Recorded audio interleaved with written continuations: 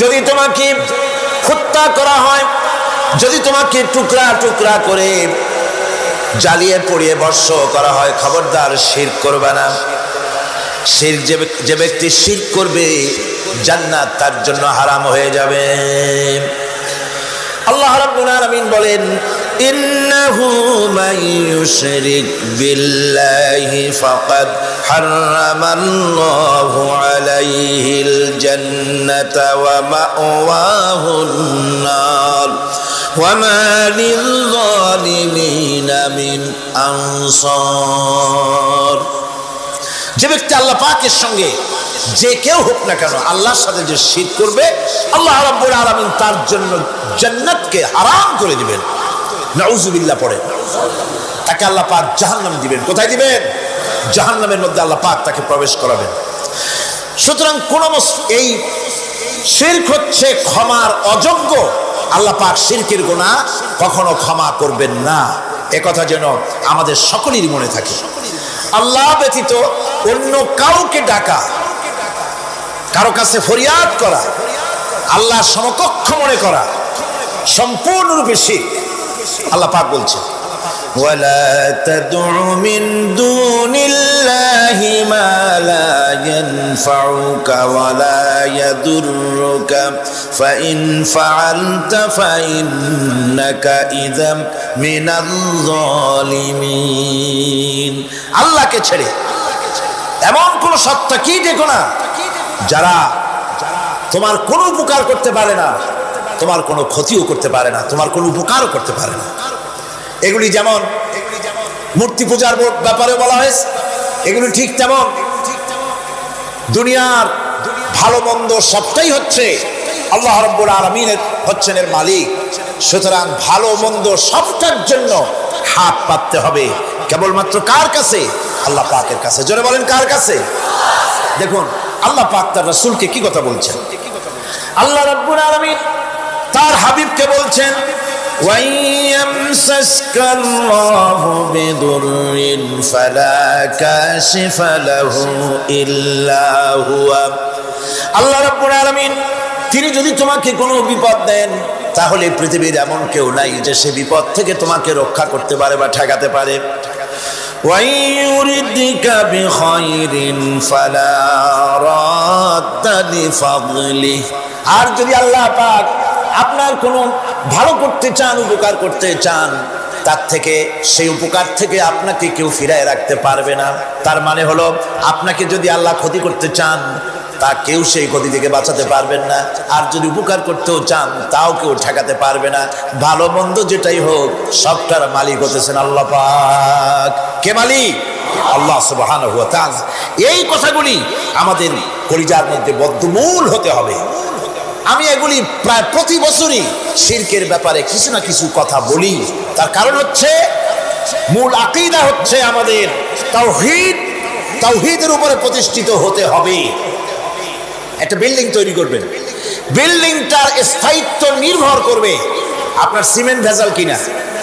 সিমেন্টের চাইতে যদি বালু বেশি দেন, পরিমাপের চাইতে যদি সিমেন্ট কম হয় বালু বেশি হয়, অথবা বালু সিমেন্টে যদি মাটি মিশানো থাকে, এ দিয়ে যদি কোনো বিল্ডিং তৈরি হয়, সামান্য ভূমিকম্প বা জোরে বাতাস আসলেই বিল্ডিংটা কাত হয়ে পড়ে যাবে, ঠিক কিনা? একটা বিল্ডিং টিকে থাকে তার ফাউন্ডেশনের উপরে, কিছুর উপরে টেকে, ফাউন্ডেশনের উপরে টেকে। অনুরূপভাবে ইবাদতের ফাউন্ডেশন, মুসলমানের ইমানের ফাউন্ডেশন তার তাওহীদের উপরে। তাওহীদ যত মজবুত, ইমান তত মজবুত, আকীদা তত মজবুত। আর এখানে যার অসুবিধা হয়ে যাবে, নড়বড়ে হয়ে যাবে, এই ইমান রূপ, ইবাদত রূপ, তাওহীদ রূপ এই ইমারত টিকতে পারবে না। সেই জন্য শিরক থেকে সম্পূর্ণরূপে আমাদেরকে বাঁচতে হবে। ভালো মন্দ সবটা বোঝার জন্য আমি তোমাদেরকে হেদায়েত দিয়েছি। সুতরাং এই হেদায়েতের রাস্তা ছেড়ে দিয়ে তোমরা নিজেদেরকে গুমরাহির মধ্যে ডুবিয়ে দিও না।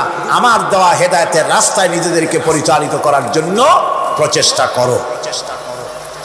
আল্লাহ পাক বলেন, والذين جاهدوا فينا لنهدينهم سبلنا وإن الله لمع المحسنين। যারা আমাকে পাওয়ার জন্য সাধনা করেছে তাদের পথ প্রদর্শন করা আমার জন্য অবশ্য কর্তব্য। অন্য জায়গায় আল্লাহ পাক বলেছেন ওমাইয়াত্তাকিল্লাহা ইয়াজআল লাহু মাখরাজা, যে ব্যক্তি আমাকে ভয় করে চলে, আমার প্রতি আশা করে, ভরসা করে, তার জন্য আমি রাস্তা তৈরি করে দিই। সুবহানাল্লাহ। সুতরাং হেদায়েত আল্লাহ পাক দিয়েছে, এমন নয় যে যিনি রাস্তা তৈরি করেন নাই। কোরআন খোদাই হেদায়েতের নাম দিয়েছে হুদা। খোদাই হেদায়েতের নাম কি? হুদা। এই কোরআনের এক নাম হচ্ছে, এই কোরআনের এক নাম কি? কোরআন বলছি ফামান তাবিআ হুদায়া ফালা খাউফুন আলাইহিম ওয়ালা হুম ইয়াহজানুন। আমার এই কোরআন, এই হেদায়েত যারা মানবে, এটাকে যারা অনুসরণ করে চলবে, এটার আইন কানুন যারা মেনে চলবে, ওদের জন্য কোনো ভয় নাই, কোনো চিন্তাও নাই, কোনো ভয় নাই, কোনো চিন্তা নাই, যারা এই কোরআনের হেদায়েতকে মেনে চলবে। আল্লাহর হেদায়েত হলো সবচেয়ে বড় হেদায়েত। আল্লাহ পাক বলছেন কুল ইন্না হুদাল্লাহি হুয়াল হুদা ওয়া উমিরনা লিনুসলিমা লিরাব্বিল আলামিন। হে রাসূল, আপনি বলুন আল্লাহর হেদায়েত হলো সবচেয়ে বড় হেদায়েত। অর্থাৎ আল্লাহ যে রাস্তা দিয়েছেন, আল্লাহ যে কোরআন দিয়েছেন, এর থেকে বড় হেদায়েত মানুষের জন্য আর কিছু হতে পারে। আল্লাহ পাক বলেন ওয়ালান তারদা আনকাল ইয়াহুদু ওয়ালান নাসারা হাত্তা তাত্তাবিআ মিল্লাতাহুম কুল ইন্না হুদাল্লাহি হুয়াল হুদা। স্মরণ রাখুন হে নবী, ইহুদিরা, খ্রিস্টানেরা কিছুতেই আপনার প্রতি খুশি হবে না যতক্ষণ পর্যন্ত আপনি ইহুদি হবেন অথবা খ্রিস্টান হবেন। ওরা কোনোদিন মুসলমানদের উপরে রাজি হবে না, খুশি হবে না। মনে রাখতে হবে একমাত্র সঠিক পথ ইহুদিদের পথ সঠিক নয়, নাসারাদের পথ সঠিক নয়। আসল পথ হলো আল্লাহ পাকের পথ। কার পথ আসল? আসল রাস্তা, আসল পথটি আল্লাহ পাক কোরআনে কারীমের মধ্যে বিশদভাবে বলে দিয়েছেন। এবং ইহদিনাস সিরাতাল মুস্তাকিমের ব্যাপারে আল্লাহ পাক কোরআনে সাফ করে বলে দিয়েছেন যে আমি এর বিনিময় তোমাদেরকে কোরআন দিলাম। বস্তুত ইহদিনাস সিরাতাল মুস্তাকিম এর জবাব হলো ওয়া ইন্নাল্লাহা রাব্বি ওয়া রাব্বুকুম ফা'বুদুহু হাযা সিরাতুম মুস্তাকিম। নিঃসন্দেহে আল্লাহ তোমাদের এবং আমাদের রব, আর সুতরাং তারই উপাসনা করতে হবে। এটাই দ্বীনের সরল পথ, আর এটা কোনো নতুন পথ নয়। আল্লাহ যে পথটা দিয়েছেন রাসূল করিম সাল্লাল্লাহু আলাইহি ওয়াসাল্লামের মাধ্যমে, সেটা কি কোনো নতুন পথ? না। কোরআন বলছে এটা নতুন পথ নয়। শারা'a লাকুম মিনাদ দীন মা ওয়াসসা বিহি নূহান ওয়াল্লাযী আওহাইনা ইলাইকা ওয়া মা ওয়াসাইনা বিহি ইব্রাহিমা ওয়া মূসা ওয়া ঈসা আন আকিমুদ দীন ওয়া লা তাতাফাররাকু ফীহি। শারা'a লাকুম মিনাদ দীন, এই দিন তিনি তোমাদের জন্য সেই দিনই মনোনীত করেছেন যা হযরতে নূহ আলাইহিস সালাম এর উপরে তিনি ওসিয়ত করেছেন। যা ওসিয়ত করা হয়েছিল, নসিহত করা হয়েছিল হযরতে নূহ আলাইহিস সালামের প্রতি, তিনি মনোনীত করেছিলেন হযরত নূহ আলাইহিস সালামকে এই দ্বীনকে প্রচার করার জন্য। আর যার উপরে চলার জন্য হযরত ইব্রাহিম, হযরতে মূসা, হযরত ঈসাকে নির্দেশ করা হয়েছিল। তাদের সকলের শিক্ষাই ছিল একটা, যে আল্লাহ পাকের দ্বীনকে প্রতিষ্ঠা করো, আর এই ব্যাপারে কোন রকমই নিজেদের মধ্যে পার্থক্য, মত পার্থক্যের সৃষ্টি করো না। এখন কথাটা আরো ক্লিয়ার করে দেই। ইহদিনাস সিরাতাল মুস্তাকিম চাইছিলাম আল্লাহ আমাদেরকে একটা সহজ রাস্তা দাও। সেই সহজ রাস্তা বলে দেওয়ার জন্য এসেছে কোরআন। সেই সহজ রাস্তা বলে দেওয়ার জন্য কি এসেছে? যারা বলেন কি? এই কোরআনে কারীম যদি প্রতিষ্ঠিত করা যায় সমাজে, রাষ্ট্রে, ব্যক্তিতে, পরিবারে, কোরআন যদি প্রতিষ্ঠিত করা যায়, তাহলেই মানুষেরা সহজ সরল পথ পাবে। নইলে সহজ সরল পথ পৃথিবীতে আর কারো কাছে নাই। যা আছে সবটা কার কাছে? কোরআনে কারীমের কাছে। এরপরে আমরা বলি সিরাতাল্লাযীনা আন'আমতা আলাইহিম গায়রিল মাগদুবি আলাইহিম ওয়ালাদ-দাল্লিন। আল্লাহ অনুগ্রহপ্রাপ্ত দল, সেই রাস্তা অনুগ্রহপ্রাপ্তদের রাস্তা চাই। তোমার মনোনীত ব্যক্তি অনুগ্রহপ্রাপ্ত যারা, তাদের পথ অনুসরণ করতে চায়। এই অনুগ্রহপ্রাপ্ত দল কারা, সে কথা কোরআন শরীফে বলা হয়েছে। আল্লাহ রাব্বুল আলামিন বলেন, وَمَن يُطِعِ اللَّهَ وَالرَّسُولَ فَأُولَئِكَ مَعَ الَّذِينَ أَنْعَمَ اللَّهُ عَلَيْهِمْ مِنَ النَّبِيِّينَ وَالصِّدِّيقِينَ وَالشُّهَدَاءِ وَالصَّالِحِينَ وَحَسُنَ أُولَئِكَ رَفِيقًا। আর যে ব্যক্তি আল্লাহ এবং রাসূলের আনুগত্য স্বীকার করলো, নিঃসন্দেহে সে অনুগ্রহপ্রাপ্তদের সঙ্গী হলো। সেই অনুগ্রহপ্রাপ্ত কারা? নবীর 4 শ্রেণীর লোক। কয় শ্রেণী বলেন সবাই, কয় শ্রেণী? নবীন, সিদ্দিকিন, শুহাদা, সালিহিন। এই 4 শ্রেণীর লোক হচ্ছে আল্লাহ পাকের অনুগ্রহপ্রাপ্ত লোক। কোন আলহামদুলিল্লাহ। এরাই হলো অনুগ্রহপ্রাপ্ত দল। এখন নবী কারা?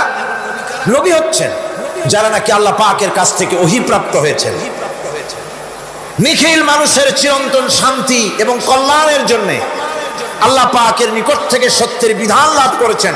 তারাই হচ্ছেন নবী, যারা আল্লাহ পাকের কাছ থেকে ওহীপ্রাপ্ত হয়েছেন। আর নবীরা হচ্ছেন মাসুম, নবীরা হচ্ছে বেগুনাহ। নবীদের কোনো ভুল নাই, নবীদের কোনো গুনাহ নাই। কারণ সুবহানাল্লাহ, এই পৃথিবীর মধ্যে সুপার কোয়ালিটির মানুষ, সর্বশ্রেষ্ঠ মানুষ কারা? নবীরা। সর্বশ্রেষ্ঠ মানুষ কারা? এখানে আবার এক শ্রেণীর লোকেরা বলে যে নবীরে মানুষ কওয়া যাবে না। আছেন এমন লোক, নবীরে মানুষ কওয়া যাবে না। কেন? কেন? নবীর সম্মান কত। আচ্ছা, নবীরে মানুষ বলবো না তো বলবোটা কি? নবীরা কি ফেরেশতা? যদি ফেরেশতা বলি তাহলে কি নবীদের মর্যাদা বাড়ানো হলো? বলেন আপনারা, বাড়ানো হলো? তাহলে নবীদেরকে কি বলবো? তারা কি জেন? যদি জেন বলি তাহলে তাতে কি মর্যাদা বাড়বে? সবচেয়ে মর্যাদা বেশি কার? মানুষের। সুতরাং এক শ্রেণীর লোকেরা খামোখাই আলেম নামধারী লোক, অথচ নবীকে মানুষ বলতে রাজি না। কোরআনে কারীম সাফ করে আল্লাহ পাক পরিষ্কার করে বলেছেন, قُلْ إِنَّمَا أَنَا بَشَرٌ مِثْلُكُمْ يُوحَى إِلَيَّ أَنَّمَا إِلَٰهُكُمْ إِلَٰهٌ وَاحِدٌ। নবী বলুন, আমি তোমাদের মতো মানুষ, আমার উপরে ওহী আসে। ইন্নামা আনা বাশারুম মিসলুকুম, তোমাদের মতো মানুষ। একটু ভালো করে বিষয়টা বোঝেন। আরো বলেছি আমি, আজকে আবার স্মরণ করায় দেই। আল্লাহ শিখাই দিচ্ছেন, বলুন আমি তোমাদের মতো মানুষ, ফেরেশতা নই, জিন নই, আমার কাছে ওহী আসে। পার্থক্য কেন?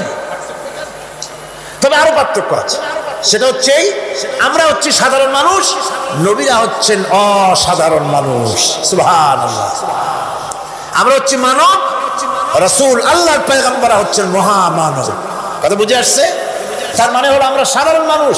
সাধারণ মানুষেরা গুনাহ করতে পারে, ভুল করতে পারে, সব রকমের গুনাহ করতে পারে। নবীরা কোনো গুনাহ করতে পারেন না। আল্লাহ পাক তাদের দিয়ে গুনাহ করান না। আল্লাহ পাক ফেরেশতা দিয়ে, আপন কুদরত দিয়ে নবীদেরকে হেফাজত করেন। সুবহানাল্লাহ। সুতরাং এই কথা বিশ্বাস করতে হবে, সমস্ত নবীরা হচ্ছেন মানুষ। নবীদের আদর্শই কেবলমাত্র আদর্শ, সেই আদর্শকেই গ্রহণ করতে হবে, তাকেই একমাত্র নেতা হিসাবে গ্রহণ করতে হবে। আবার নেতা বলতেও রাজি না। মুশকিল কি এক জায়গায়? কয় যে নেতা বলা যাবে না। কেন? কয় যে ওই যে মানুষেরা বলে, স্লোগান দেয়, আমার নেতা, তোমার নেতা, অমুক তমুক, হেন তেন। তো এগুলির সাথে নবীরে মিশানো এটা ঠিক না। আচ্ছা, নবীরে নেতা কব না, কবটা কি? নবী কি হয় নেতা হবে, না হয় অনুসারী হবে, এর বাইরে তো কিছুই নাই। হয় ইমাম, না হয় মুক্তাদি। বাইরে কি? বাইরে তো নাই কিছু। সুতরাং নবী কি মুক্তাদি হবে? নবী কি অনুসারী হবে? নিশ্চয়ই হাজার বার নবী হচ্ছেন ইমাম, নবী হচ্ছেন নেতা। আমরা যখন আরবিতে বলি, ওনারা নিজেরাও আরবিতে বলেন, তখন কোনো আপত্তি হয় না। আল্লাহুম্মা সাল্লি আলা সাইয়্যিদিনা মুহাম্মদ। সাইয়্যিদিনা মানে হচ্ছে আমাদের লিডার, আমাদের নেতা। সাইয়্যিদিনা যখন বলে তখন আপত্তি করে না, কিন্তু আমাদের নেতা বললেই আপত্তি করেন। বাংলা ভাষা, বাংলাদেশি মানুষ হইয়া বাংলা ভাষার প্রতি গভীর জ্ঞান দেখলে দুঃখই হয়। বন্ধুগণ, মনে রাখতে হবে নবী হচ্ছেন মাসুম, বেগুনাহ এবং নেতা, আর মুহাম্মদ সাল্লাল্লাহু আলাইহি সাল্লাম হচ্ছেন বিশ্ব নেতা, এটা কোনো সন্দেহ নাই। এই নবীর অনুসরণ করতে হবে। সিদ্দিকিন হচ্ছে সত্যকে যারা উদার, উন্মুক্ত, অকুণ্ঠ চিত্তে, দ্বিধাহীনভাবে যারা গ্রহণ করেছে, এর বিপরীত যারা করেই নাই, তারাই হচ্ছেন সিদ্দিকিন। হযরতে, যেমন একটা দৃষ্টান্ত, হযরতে আবু বকর সিদ্দিক রাদিয়াল্লাহু তাআলা আনহু, মেরাজ থেকে হুজুর ফিরে এসেছেন সকালবেলা, ফজরের নামাজ পড়ে বসেছেন কাবা শরীফে, তিনি বসে আছেন। তো তখন আবু জাহেল এসে বলছে, মুহাম্মদ সাল্লাল্লাহু আলাইহি ওয়াসাল্লাম, প্রত্যেক দিনই তো নতুন নতুন কথা কও, আজকে কোনো নতুন কথা আছে? হুজুর বললেন, হ্যাঁ নতুন কথা আছে। কি? ওরা তো শেষ রাত্রে জিবরাইল আসছিল, আমারে নিয়ে গেল বাইতুল মুকাদ্দাসে, জেরুজালেমে গিয়ে নামাজ পড়লাম, ওইখান থেকে মহাকাশ পাড়ি দিলাম, 7 আকাশ পাড়ি দিলাম, সিদরাতুল মুনতাহা গেলাম, আরশে আজিম ভ্রমণ করলাম, আল্লাহর সাথে কথা কইলাম, জান্নাত জাহান্নাম দেখলাম, তারপরে আবার এই আয়েশা নামাজ পড়িয়া তোমাদের সাথে কথা বলতেছি। আবু জাহেল কয় যে, খাইস, যাও, মাথা টাথা একটু ভালো ছিল, এখন তাও সর্বনাশ হয়ে গেছে। কয়, মুহাম্মদ সাল্লাল্লাহু আলাইহি ওয়াসাল্লাম, তুমি যা বললা এই কথাটা আমি কি হুবহু মানুষের কাছে বলবো? হুজুর বলছেন, অবশ্যই বলো গিয়ে। আবু জাহেল চিন্তা করলো, দিস ইজ দ্য মোমেন্ট, এটাই হলো আসল সুযোগ পেয়ে গেছে মানুষকে বিভ্রান্ত করার জন্য। সবার আগে ছুটে চললো হযরত আবু বকর রাদিয়াল্লাহু তাআলা আনহুর বাড়িতে, যে বলছেন, আবু বকর শুনেছো? বলে, কি? মুহাম্মদ সাল্লাল্লাহু আলাইহি ওয়াসাল্লাম এই রকমের কথা বললো, বেচারার মাথা টাথা যাও ভালো ছিল, শেষ। হুজুর বলছেন, আবু জাহেল, আমার রাসূল কি এরকম বলেছেন? আবু জাহেল বলছে, আমার নিজ কানে শুনে আসলাম, এখনো তিনি সেখানে বসা। হযরত আবু বকর বলেন, আবু জাহেল, আমার আল্লাহর নবী তিনি যদি এরকম কথা বলে থাকেন, তাহলে আমি কোনো সন্দেহ পোষণ করি না, অবশ্যই আল্লাহ রাব্বুল আলামিনের হাবিব যা বলেছেন তা সত্য। হযরত আবু বকর রাদিয়াল্লাহু তাআলা আনহু মসজিদে হারামে আসলেন, হুজুরকে জিজ্ঞেস করলেন, হুজুর, আবু জাহেল আমাকে এইসব কথা বললো, এগুলি কি ঠিক? হুজুর বললেন, হ্যাঁ। তিনি ঘটনা বয়ান করলেন। হযরত আবু বকর বললেন, হে রাসূল, আপনি যা বলেছেন সত্য বলেছেন, আপনার মেরাজ ঠিক হয়েছে, সঠিক হয়েছে, সন্দেহ নাই। হুজুর বলেন, আবু বকর, তুমি তো শুধু আবু বকর নও, তুমি সিদ্দিক।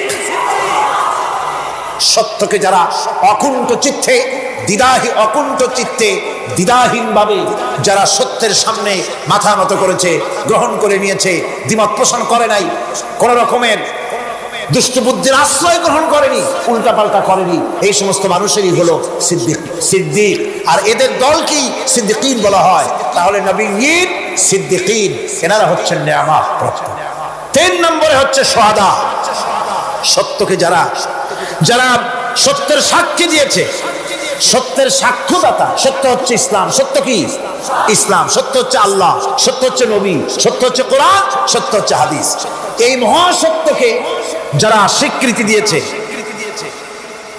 নিজেদের কথা দিয়ে, কাজ দিয়ে, ধন দিয়ে, সম্পদ দিয়ে, এমনকি নিজের জীবনটা এই রাস্তায় বিলিয়ে দিয়ে মহাসত্যের চিরস্থায়ী সাক্ষী দিয়ে দুনিয়া থেকে যারা বিদায় হলেন, ওনারা হচ্ছেন শহীদ। আজ রাস্তাঘাটে শহীদ হয়, যার তার নামের আগে শহীদ বসায় দেয়। শহীদ এত সোজা জিনিস নয়। আল্লাহর রাস্তায়, ধর্মের জন্য, ইসলামের জন্য, আল্লাহর জন্য, কোরআনের জন্য, রাসূলের জন্য যারা জীবন দেন, তারাই হচ্ছে শহীদ। এই শহীদদের মর্যাদা আল্লাহ রাব্বুল আলামিন এত বেশি মর্যাদা দান করেছেন। শহীদদের মর্যাদা আল্লাহ পাক দিয়েছেন, কিয়ামতের দিন শহীদদের কোনো বিচার করা হবে না।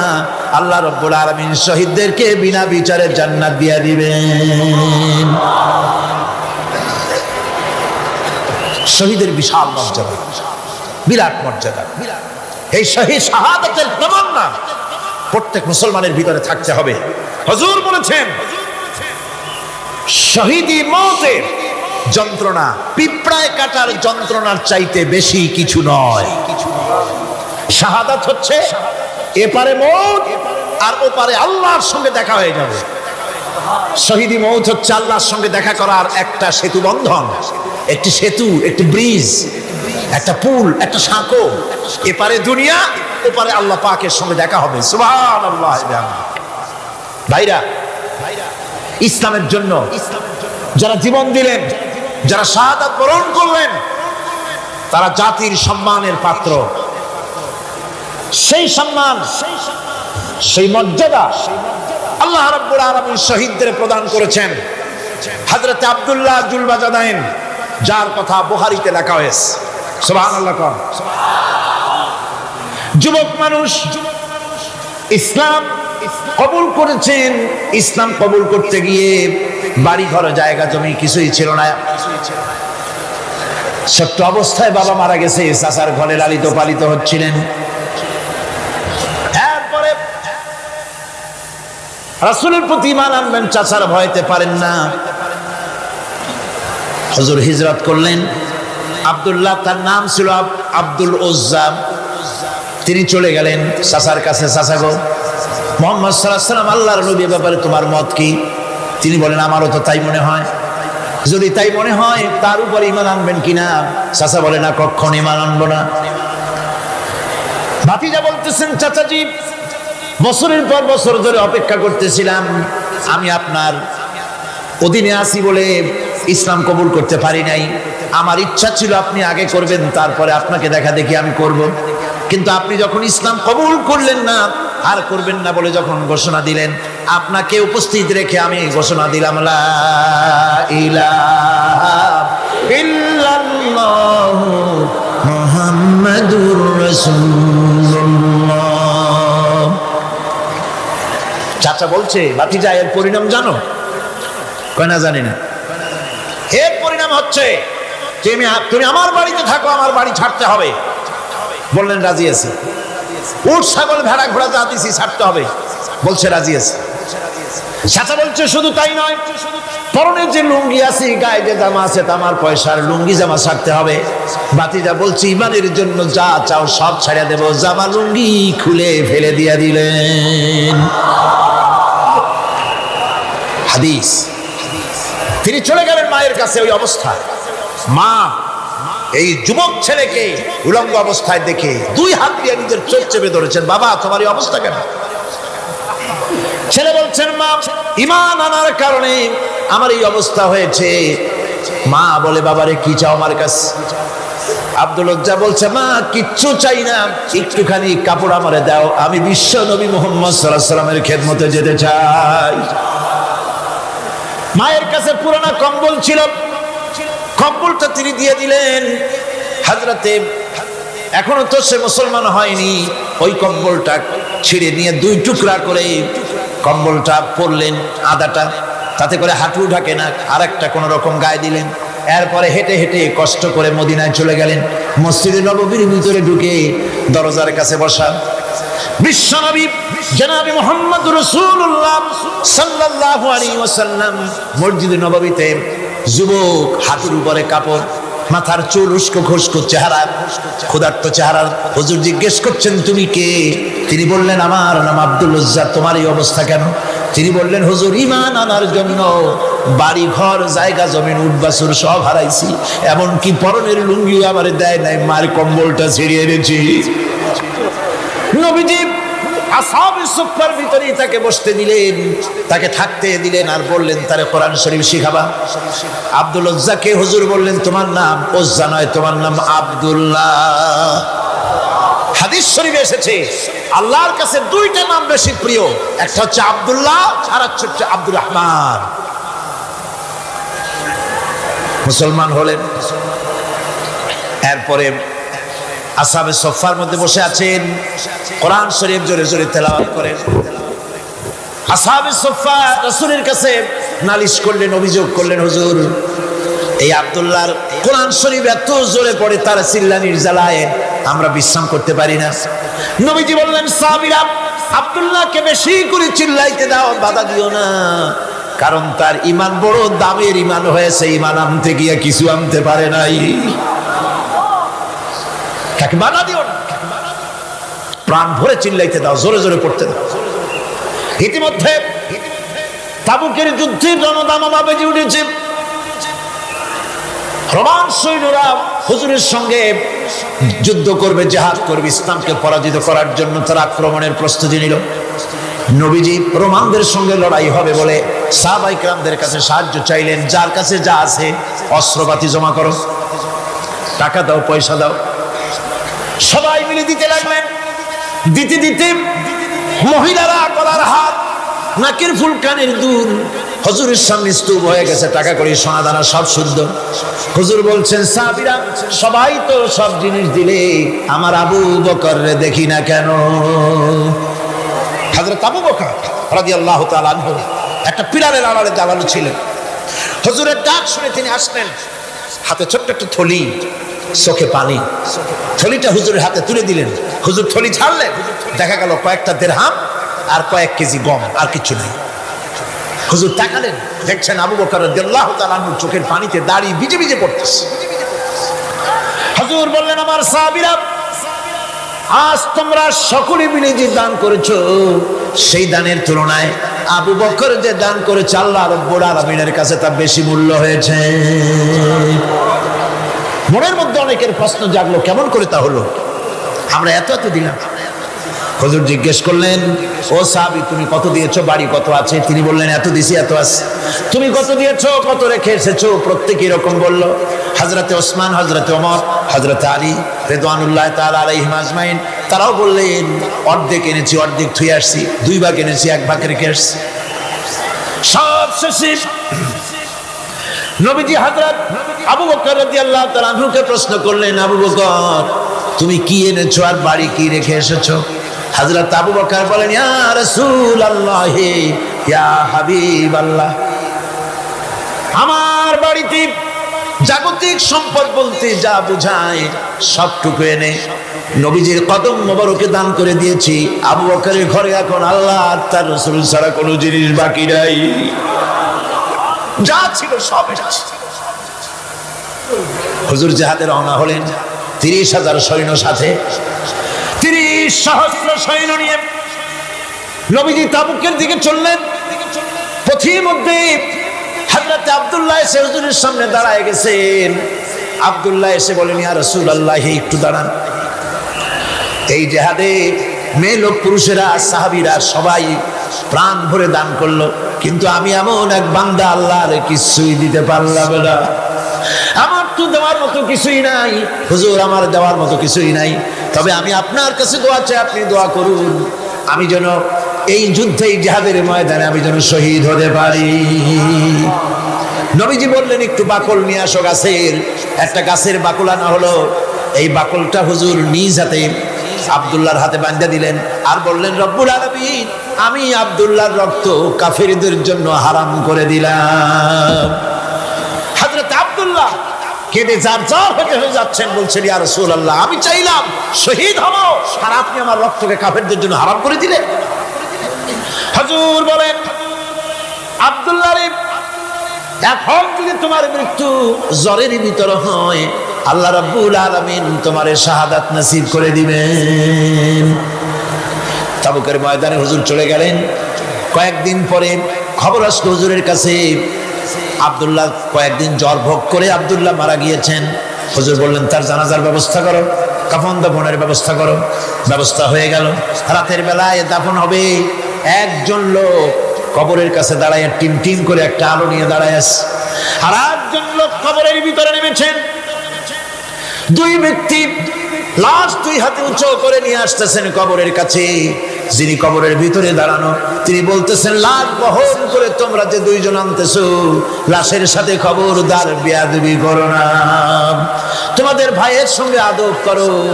এই বলে কবরের ভিতরে যিনি দাঁড়িয়েছিলেন, তিনি লাশটারে ধরলেন। কবরের ভিতরে দাঁড়ায় যিনি লাশ ধরেছেন, লাশকে কবরে শোয়াই দিয়েছেন, তিনি আর কেউ নন, তিনি বিশ্ব নবী মুহাম্মদুর রাসূলুল্লাহ। নিজের হাতে হযরত আব্দুল্লাহকে শোয়াই দিলেন। লাশ বহন করে যে 2 জন আনলেন, তার একজন হলেন হযরত আবু বকর আর একজন হযরত ওমর রাদিয়াল্লাহু তাআলা আনহুমা। আর আলো নিয়ে যিনি দাঁড়িয়েছেন, টিম টিম করে জ্বলতেছেন, তিনি হযরত বেলাল। কবরের ভিতরে হযরত আব্দুল্লাহকে শুইয়ে দিয়ে উপরে মাটি দিয়ে নবীজি কবরের 2 দিকে হাত দিয়া আল্লাহ রাব্বুল আলামিনের দরবারে ফরিয়াদ তুললেন, রব্বুল আলামিন, আমি আজকে সন্ধ্যা পর্যন্ত এই আব্দুল্লাহর প্রতি রাজি ছিলাম, খুশি ছিলাম। আল্লাহ গো, তুমি আব্দুল্লাহর প্রতি রাজি হয়ে যাও। হযরত ইবনে মাসউদ রাদিয়াল্লাহু তাআলা আনহু পাশে দাঁড়ানো ছিলেন, চিৎকার দিয়ে কেঁদে কেঁদে বললেন, আয় আল্লাহ তাআলা, এই কবরের ভিতরে আজকে আব্দুল্লাহর লাশটা না হইয়া যদি আমার লাশ হতো, আমার ভাগ্যটা খুলে যেত। শহীদের মর্যাদা আল্লাহ পাকের কাছে সব থেকে বেশি। এই শহীদের পথ নিয়ামত প্রাপ্তদের পথ, যারা নিয়ামত পেয়েছে পৃথিবীতে, নবীয়িন, সিদ্দিকিন, শুহাদা, এরাই হচ্ছেন নিয়ামত প্রাপ্ত। আল্লাহর রাস্তায় জীবন দেওয়ায় যে মজা, পৃথিবীতে আর কোনো কিছুতে সেই মজা নাই। হযরত ওমর রাদিয়াল্লাহু তাআলা আনহু দোয়া করতেন, আল্লাহুম্মা রযুকনি শাহাদাতান ফি সাবিলিক ওয়াজআল মাউতি ফি বালাদি রাসূলিক। আয় আল্লাহ, তুমি আমাকে শাহাদাতের মত আমাকে দান করো। শাহাদাতের তামান্না প্রত্যেকটি মুসলমানের ভেতরে থাকতে হবে। শহীদ হওয়া যাবে ইসলামের জন্য। সময় হয়তো আসতে পারে, হয়তো এমন সময় আসতে পারে যখন কোরআনের মর্যাদাকে টিকিয়ে রাখার জন্য, সুন্নতে নববীকে টিকিয়ে রাখার জন্য জান দেওয়া লাগতে পারে। তখন কি আপনারা জীবন দিতে পারবেন?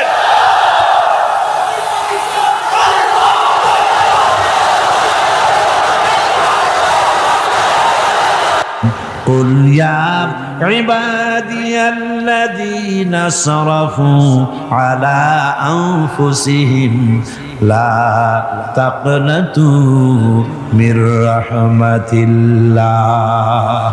আরে আমার আল্লাহর মতো এত ভালো আর কেউ আছে? এত দরদ আর কারো আছে?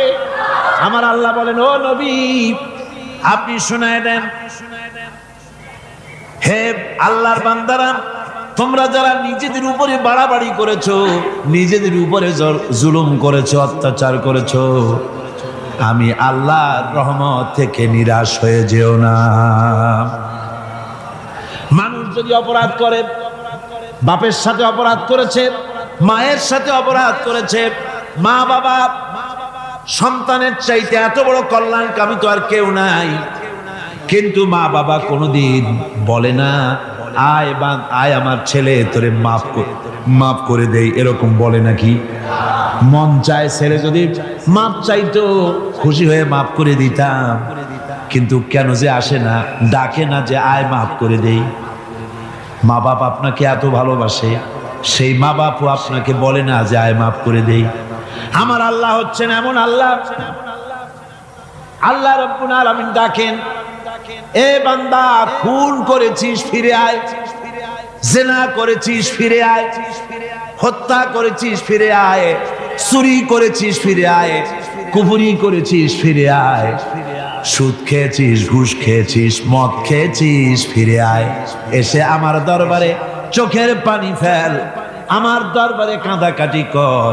ইন্নাল্লাহা ইয়াগফিরুয যুনুবা জামিআ ইন্নাহু হুয়াল গফুরুর রহিম।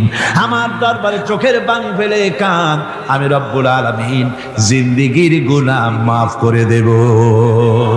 সুবহানাল্লাহ কোন, সুবহানাল্লাহ কোন। আমার কাছে কাঁদ, চোখের পানি ফেল। আল্লাহ রাব্বুল আলামিনের কাছে বান্দার দুইটা ফোঁটা বেশি প্রিয়। একটা হলো জিহাদের ময়দানে যে রক্ত ফোঁটা দেওয়া হয়, এটা আল্লাহর কাছে প্রিয়। আর আল্লাহর ভয়তে গুনার জন্য লজ্জা করে, অনুশোচনা করে বান্দা যখন চোখের পানি ছেড়ে দেয়, আল্লাহর কাছে এটা অত্যন্ত প্রিয়।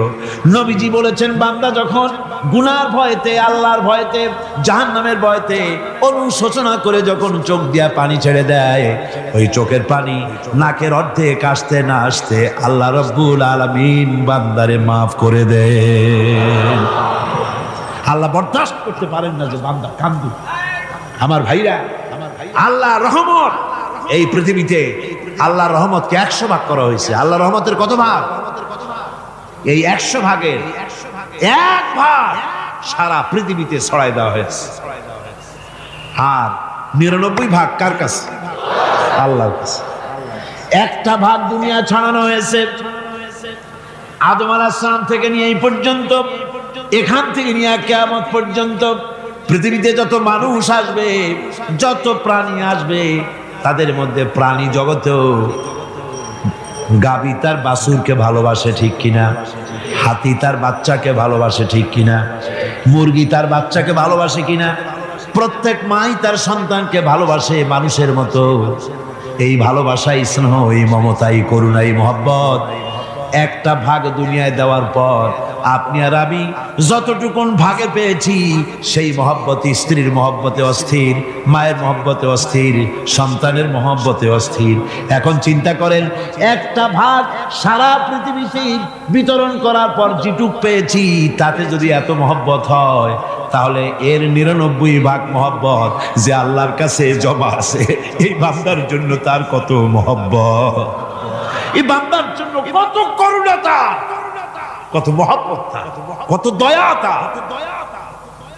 এজন্য আল্লাহ রাব্বুল আলামিন বলেছেন, নাব্বি ইবাদি আন্নি আনাল গফুরুর রহিম। ও আমার নবী, সুসংবাদ দিয়ে দাও, বান্দাদেরকে শোনায় দাও যে আমি আল্লাহ তাআলা ক্ষমাশীল আর দয়াবান। হুজুর কাঁদতেছিলেন, হযরত ওমর রাদিয়াল্লাহু তাআলা আনহু এসে দেখেন হুজুর একা কাঁদতেছে। হুজুর জিজ্ঞেস করছেন, হযরত ওমর জিজ্ঞেস করলেন, হুজুর আপনি কাঁদেন কেন একা একা? হযরত ওমর বলেন, আমি যখন প্রশ্ন করলাম, নবীজি বললেন, আমার কাছে কিছু আগে জিবরাইল এসেছিলেন। জিবরাইল এসে আমাকে বললেন, আল্লাহ পাক বলেছেন, হে আমার নবী, ইসলামের ভিতরে থেকে যে সমস্ত মানুষগুলো ইসলামের ভিতরে থেকে চুল আর দাড়ি পাকায় দিছে, কিয়ামতের দিন এই লোকগুলারে আমি শাস্তি দিতে আমার শরম হবে।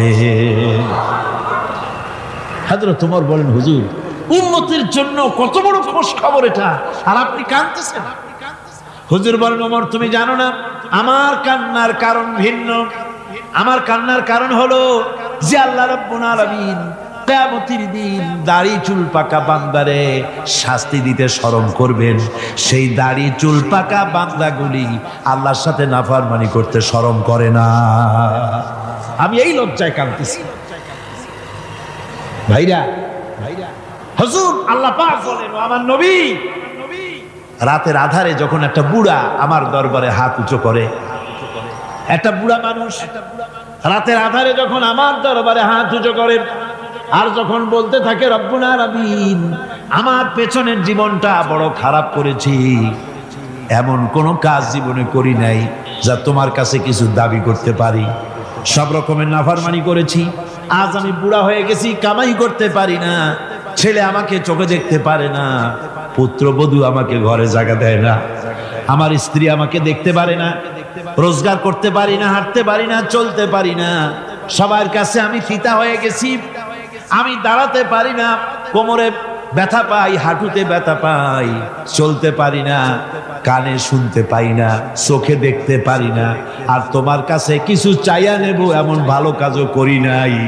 এইভাবে যখন বান্দা কাঁদতে থাকে আমার দরবারে, ও আমার হাবিব আমার রহমতের দরিয়ায় জোশ মেরে যায়, আমার শরম হয় এই বুড়াটারে কেমনে খালি হাতে ফিরাইয়া দেই। সুবহানাল্লাহ, সুবহানাল্লাহ। আমার আল্লাহর এত দয়া, আমার আল্লাহর এত মায়া, এত মহব্বত। আমার আল্লাহ রাব্বুল আলামিন বলেন, وَإِذَا سَأَلَكَ عِبَادِي عَنِّي فَإِنِّي قَرِيبٌ।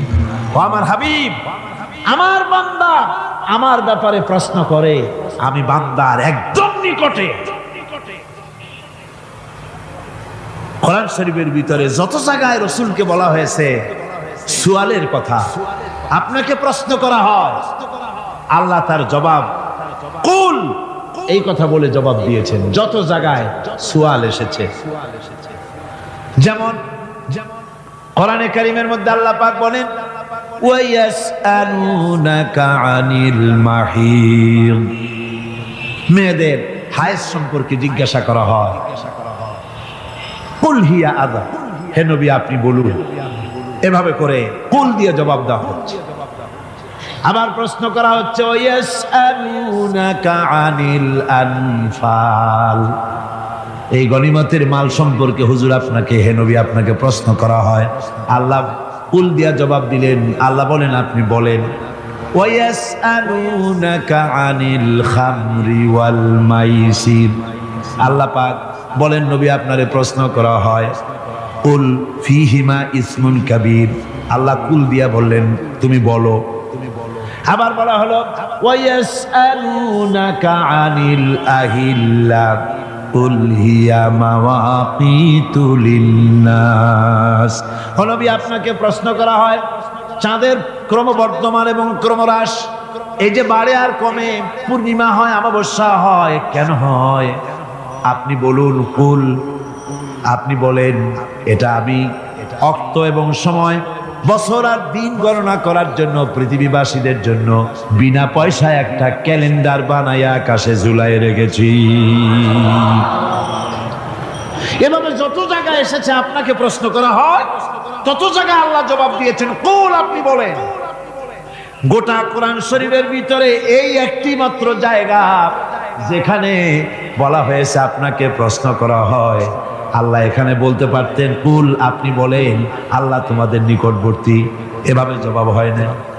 এটা কায়দাটা হলো এই, আল্লাহ বলতেছেন ওয়াইজা সালাকা ইবাদি, ও আমার নবী প্রশ্ন তো আমার বান্দারা আমার ব্যাপারে করেছে, এবার আপনার জবাবের কোনো দরকার নাই, প্রশ্ন আমার ব্যাপারে আমি নিজে জবাব দিয়ে দেই। ফা ইন্নী কারীব, ও বান্দা আমার ব্যাপারে প্রশ্ন করেছিস, জবাব আমি দেই, আমি তোর সবচাইতে বেশি নিকটে। সুবহানাল্লাহ, কত নিকটে? ওয়ানাহানু আকরাবু ইলাইহি মিন হাবলিল ওয়ারিদ, তোর যে রগ, এই শাহরগের চাইতেও আমি তোর বেশি কাছে। সুবহানাল্লাহ, আমারে ডাক, আমারে ডাক, কলিজা দিয়া ডাক, অন্তর দিয়ে ডাক। মনের থেকে মানুষ যদি ডাকে, মুখের ডাক আর মনের ডাক এক জিনিস নয়। দিল সে জুবাত নিকলতি হ্যায়, असर रखती है पर नहीं मगर ताकते परवाज रखती है। দিল থেকে যে কথা বেরোয় তা প্রভাব বিস্তার করে, ডানা নাই কিন্তু ওড়ার ক্ষমতা রাখে। মনের কথাই ভিন্ন, মন থেকে, দিল থেকে, কলিজা থেকে, অন্তরের গভীর কন্দর থেকে মুহাব্বতের সাথে কেউ যদি একবার বলে আল্লাহ, বলেন আল্লাহ, আল্লাহ, আল্লাহ, আল্লাহ রাব্বুল আলামিন বলেন অন্তরের অন্তঃস্থল থেকে একটি বার যদি বান্দা বলেন আল্লাহ, আল্লাহ বলেন 70 বার সাড়া দিয়া জিজ্ঞেস করি বান্দা কি চাও, আমি তোমার কাছে আছি। সুবহানাল্লাহ, আমি তোর একদম কাছে, কি চাস বল, বল আমার কাছে। এমন দয়াবান, এমন মেহেরবান, এমন আল্লাহ আমাদের, সে আল্লাহ রাব্বুল আলামিন তিনি বলছেন وقال ربكم ادعوني استجب لكم, তোমাদের রব বলেছেন আমারে ডাকো, আমি আল্লাহ ডাকের সাড়া দিয়া দেব। সুবহানাল্লাহ, কারে ডাকতে হবে, কারে ডাকতে হবে? এই বিশাল জনসমুদ্র একযোগে চিল্লায় কোন কারে ডাকতে হবে? কোন পীর সাহেবকে নয়, আল্লাহর কসম কোন খাজা বাবাকে নয়, ডাকতে হবে কারে? চিল্লায় এখন কারে? ওয়াকালা রাব্বুকুম উদউনি, তোমার রব তোমাকে বলতেছে আমারে ডাকো, আস্তাজিব লাকুম, আমারে ডাকবে আমি সাড়া দিয়ে দেব। সুবহানাল্লাহ, আল্লাহকে ডাকেন। কি চাই আপনার বলেন, কি চাই? আল্লাহর কাছে চান, আল্লাহ দিয়ে দিবে। দেওয়ার জায়গা আল্লাহর কাছে চাইবেন, আল্লাহ দিবেন। দেওয়ার জায়গা, চাওয়ার জায়গা হলো সেজদায় পড়ে যাবেন। আমার ভাইয়েরা জায়গাটা চিনায় দিলাম, মাজারে যাওয়া লাগবে না, কবরে যাওয়া লাগবে না, দুই রাকাত নামাজ পড়ে সেজদায় পড়ে গিয়া যত বিপদ আছে মুসিবত আছে সেজদার মধ্যে চোখের পানি ছেড়ে দেন আর কেন্দে কেন্দে জীবনের কথা বলেন, আল্লাহ রাব্বুল আলামিন আপনার আওয়াজ শুনবেন আর দোয়া কবুল করে নিবেন। কাঁদতে হবে আল্লাহর কাছে। কার কাছে? আল্লাহ। সুম্মা ইস্তাগফিরুল্লাহ, আর এরপরে সে যদি আমি আল্লাহর কাছে ক্ষমা চাই, ইয়াজিদিল্লাহ গাফুরার রহিমা, সে আমি আল্লাহকে গফুর এবং রহিম হিসাবে পাবে। সুবহানাল্লাহ। আল্লাহকে গফুর এবং রহিম হিসাবে পাওয়া যাবে। সব আল্লাহকে বলতে হবে, গুনাহ মাফ চাইতে হবে। এই জন্য হুজুর সাল্লাল্লাহু আলাইহি ওয়াসাল্লাম দৈনিক 100 বার তওবা করতেন। কোন হাদিসে আছে 70 বার, কোন হাদিসে আছে 100 বার তওবা করতেন। নামাজের পরে তো প্রত্যেক নামাজই পড়তেন হুজুর, সালাম ফিরাতেন আর সাথে সাথে বলতেন আল্লাহু আকবার, আস্তাগফিরুল্লাহ, আস্তাগফিরুল্লাহ, আস্তাগফিরুল্লাহ। মনে থাকবে আপনাদের? মনে থাকবে? সালাম ফিরাইয়া কি বলবেন? না, সালাম ফিরাবার সাথে সাথে বলবেন আল্লাহু আকবার, তারপরে পড়বেন আস্তাগফিরুল্লাহ, আস্তাগফিরুল্লাহ, আস্তাগফিরুল্লাহ। তওবা করবেন, আল্লাহর কাছে সবসময় গুনাহ মাফ চাইতে থাকবেন, বিনীত থাকবেন। আল্লাহকে পাওয়া যাবে, তাকে রহিম হিসেবে পাওয়া যাবে। সুতরাং ঈমান বিল্লাহ, আল্লাহর প্রতি ঈমান আনলে পরে চতুর্থ নম্বরের যে উপকারটা হবে সেটা হলো হতাশায় ভুগবে না, নিরাশায় ভুগবে না, আশায় বুক বেঁধে উঠবে, ঈমান মজবুত হবে, আল্লাহর কাছে মানুষ বিনয়ী হয়ে যাবে। এবার পঞ্চম নম্বরের উপকার আমি বলছিলাম, ঈমান বিল্লাহ, আল্লাহর প্রতি ঈমান আনলে পরে অসংখ্য উপকার হয়, অসংখ্য বৈশিষ্ট্যের আছে। এর 6টা উপকারের কথা আমি বলবো। কয়টা? অসংখ্য উপকারের ভিতরে প্রধান 6টি উপকারের কথা বলবো। এর বললাম কয়টা? 4টে বলছি। এবার বলো পঞ্চম উপকারের কথা। আল্লাহর প্রতি আপনি পূর্ব পশ্চিমে কতবার মুখ ঘোরালেন, এটাই কিন্তু আপনার আসল সৎ কাজ নয়। আসল সৎ কাজ হলো আল্লাহর প্রতি ঈমান আনা। এই ঈমানের ব্যাপারে 3টা দিন আমরা পার করে দিলাম, এখনো কথা শেষ হয় নাই। আল্লাহর প্রতি ঈমান আনলে পরে যে উপকারটা হবে পঞ্চম নম্বরে, সেটা হলো কঠোর এবং কঠিন বিপদের ভিতরে বান্দার ভিতরে অবিচলতা এবং ধৈর্যের সৃষ্টি হয়ে যাবে। আলহামদুলিল্লাহ। কঠিন বিপদ মুসিবত আসতে পরে সে অবিচল থাকবে। সারা দুনিয়ার বিপদ আপদ, শত্রুতা, দুঃখ, কষ্ট, মুসিবত, জুলুম, নির্যাতন সবকিছু পাহাড়ের মতো উঁচু হয়ে তাকে ঘিরে ফেলবে, কিন্তু তাকে এক চুলও নাড়াতে পারবে না। আলহামদুলিল্লাহ। সারা পৃথিবী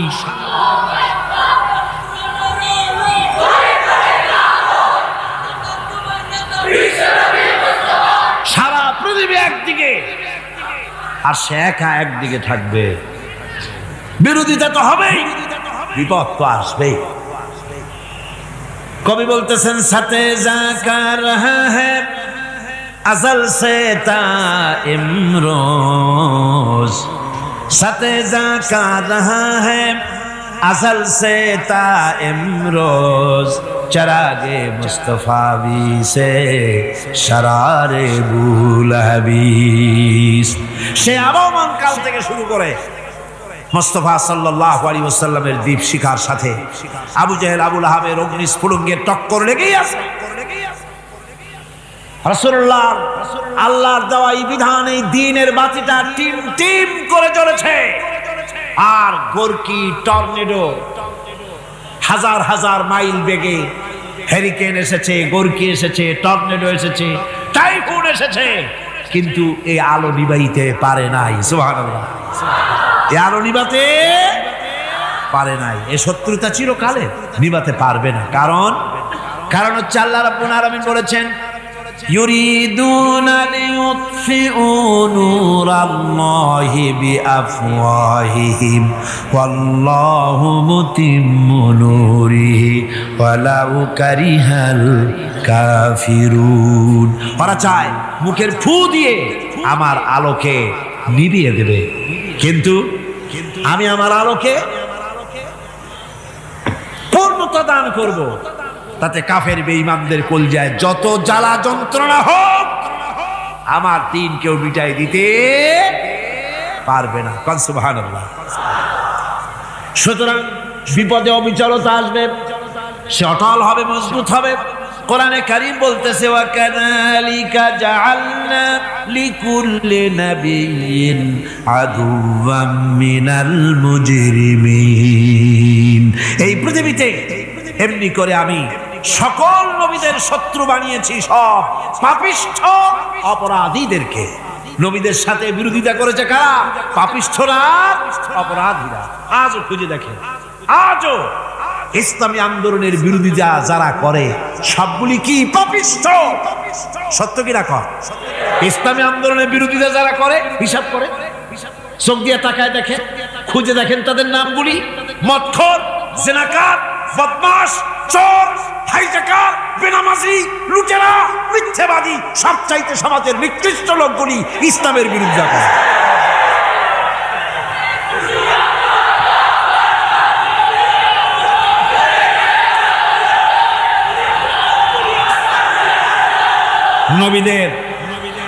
নবীদের শত্রু আল্লাহ বলেন সব যুগে নবীদের সাথে শত্রুতা করেছে পাপিষ্ঠরা। আল্লাহর কথা, কার কথা? সকল যুগে নবীদের সাথে শত্রুতা করেছে পাপিষ্ঠরা, নিকৃষ্ট ধরনের অপরাধীরা।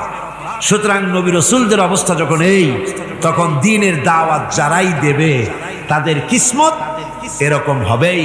এই বাধার মোকাবেলা তাদেরও করতে হবে। এই যে বাধাটা আসে, এই যে মারে, অপরাধ কি? এই যে তারা চোর বা ডাকাত যাদের মারা হয়। আল্লাহ রাব্বুল আলামিন বলেন অপরাধ হলো ওয়ামা নাকামু মিনহুম ইল্লা আইয়ুমিনু বিল্লাহিল আজিজিল হামিদ। অপরাধ হচ্ছে ইমানদার লোকদের উপরে নির্যাতন চালিয়েছে, অন্য কোনো কারণে নয়। কারণ একটাই, তারা আল্লাহর জমিনে আল্লাহর দ্বীন প্রতিষ্ঠা করতে চেয়েছে, আর কোনো অপরাধ না। জমিন আল্লাহর, জমিন কার? এই বিশাল জনসমুদ্র গর্জে উঠুন এক চোখে, বলুন জমিন কার? আইন চলবে কার? এখানেই সংঘর্ষ বেঁধেছে আবহমান কাল ধরে। মানুষ অত্যাচারিত হয়েছে, সাহাবায়ে কেরাম অত্যাচারিত হয়েছেন। বুখারী শরীফের হাদিসে এসেছে রাসূল করিম সাল্লাল্লাহু আলাইহি ওয়াসাল্লামের কাছে হযরতে খাব্বাব গিয়ে উপস্থিত হয়েছিলেন।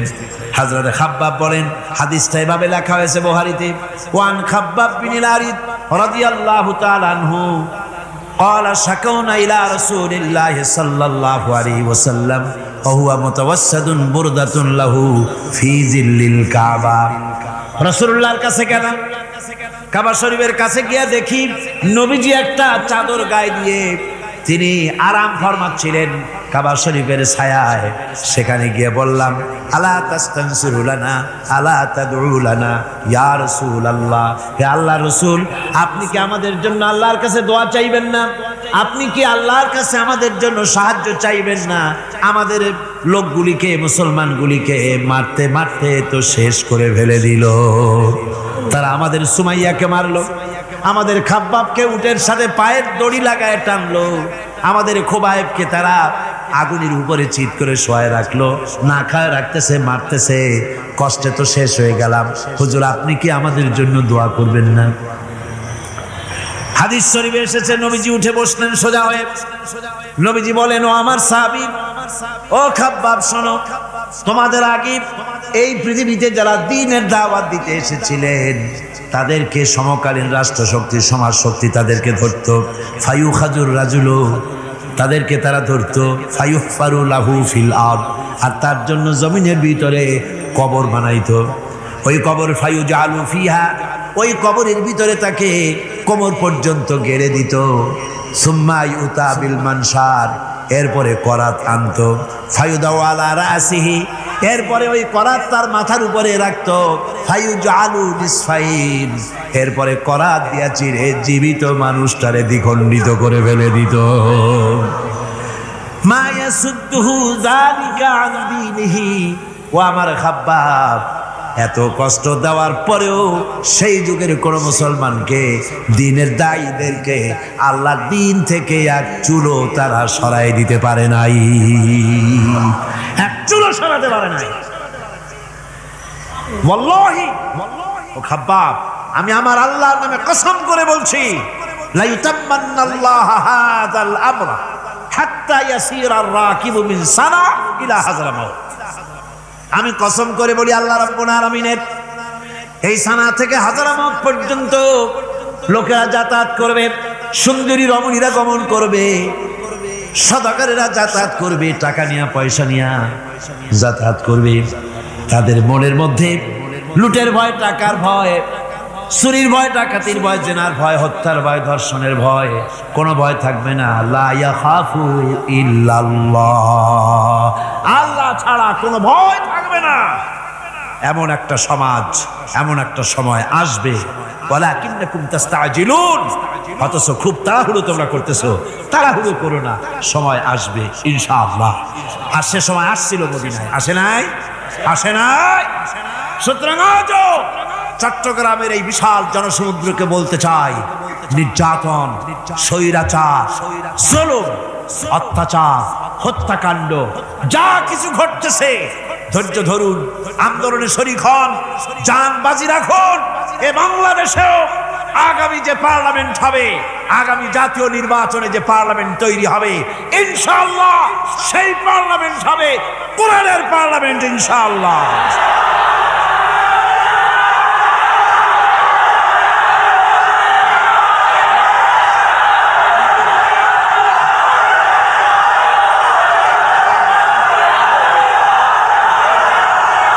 আমার ভাইয়েরা, আমার বন্ধুগণ, কঠিন বিপদে অবিচলতা এবং ধৈর্যের দৃষ্টান্ত রেখে গেছেন আম্বিয়া আলাইহিমুস সালাম। সুবহানাল্লাহ। কঠিন বিপদে অবিচলতা, দৃঢ়তা, ধৈর্য কারে বলে, তার দৃষ্টান্ত কারা রেখেছেন? আম্বিয়া আলাইহিমুস সালাম। ওনারাই আমাদের আদর্শ, নবীরাই আদর্শ। সাহাবায়ে কেরাম রিদওয়ানুল্লাহ তাআলা আলাইহিম আজমাইন আমাদের আদর্শ। ভাইরা আমার, মুসা আলাইহিস সালামকে ফেরাউন যখন ঘিরে ফেলে দিল, কোরআনের সব কথা গল্প গুজবার ইতিহাসের জন্য লেখা হয় নাই। কোরআনের মধ্যে যা লেখা হয়েছে সব বান্দাদের উপদেশের জন্য, যাতে করে লোকেরা চিরটা কাল এর থেকে উপদেশ নিয়ে নিজেদের তৈরি করতে পারে। জোরে বলেন সুবহানাল্লাহ। মুসা আলাইহিস সালামের কথা আল্লাহ বলেন, ফেরাউন তাকে ঘিরে ফেলে দিল, পালাবার রাস্তা নাই। ফালাম্মা তারা আল জামআন ক্বালা আসহাবু মূসা ইন্না লামুদরাকুন। মুসা আলাইহিস সালামের উম্মতেরা বললেন, হে মুসা, পাকড়াও হয়ে গেছি, পালাবার রাস্তা নাই। তিন দিক থেকে আমাদেরকে ঘেরাও করেছে ফেরাউনের শক্তি। সামনে কি? দরিয়া, আর তিন দিকে কি? ঘেরাও আন্দোলন। পালাবার পথ নাই, পালাবার পথ নাই। সারাশি আক্রমণ, ঘেরাও আন্দোলন। এই যে এই ঘেরাওটাও তো আজকে নতুন নাই, ঘেরাও আসছে অনেক আগের থেকে। আসলে কথা বুঝতে পেরেছি? মাইক না থাকলে আমি কি করবো কোন? আজকে এরকম হচ্ছে কেন? আগামীকাল ঠিক হবে ইনশাআল্লাহ, রাগ করেন না। গান হচ্ছে, বসেন বসেন। শয়তান ঢুকছে মাইকের মধ্যে। অনেক সময় হয় কি, মাইকের হাই পাওয়ারের যে মেশিন আছে, এর ভিতরে ইথার থেকে রেডিওর ওই গানগুলি ওর মধ্যে ঢুকে পড়ে। কথা বুঝতে পেরেছেন? এই জন্য শয়তান তো আর বসে থাকে না, ওরও তো কিছু করার আছে। ধৈর্য ধরেন, ধৈর্য ধরেন। কালকে অপারেটরদেরকে মাওলানা শামসুদ্দিন সাহেবের কাছে অনুরোধ করব, অপারেটর একটু ভালো করে হেদায়েত করে দেবেন। মাইকে আজকে আমার নিজেরও কষ্ট হচ্ছে, আমিও বুঝতে পারছি না যে আমার কথাগুলি কি আওয়াজে বেরোচ্ছে, যার জন্য আমাকে বেশি চিল্লাইতে হচ্ছে। বক্তাকে কি লাউডে তার কথা বেরোচ্ছে তা তার কানে আসতে হয়, তাহলে বোঝা যায় যে আমার কথাগুলি কিভাবে বেরোচ্ছে। এটা এই অবস্থায় সিচুয়েশন আজকে নাই, এবং লোকেরাও মাইকের ব্যাপারে আজকে অভিযোগ করেছে, যা বিগত 16 বছরে করে নাই। সেটের ব্যাপারে কোথাও কোনো অসুবিধা হয়েছে?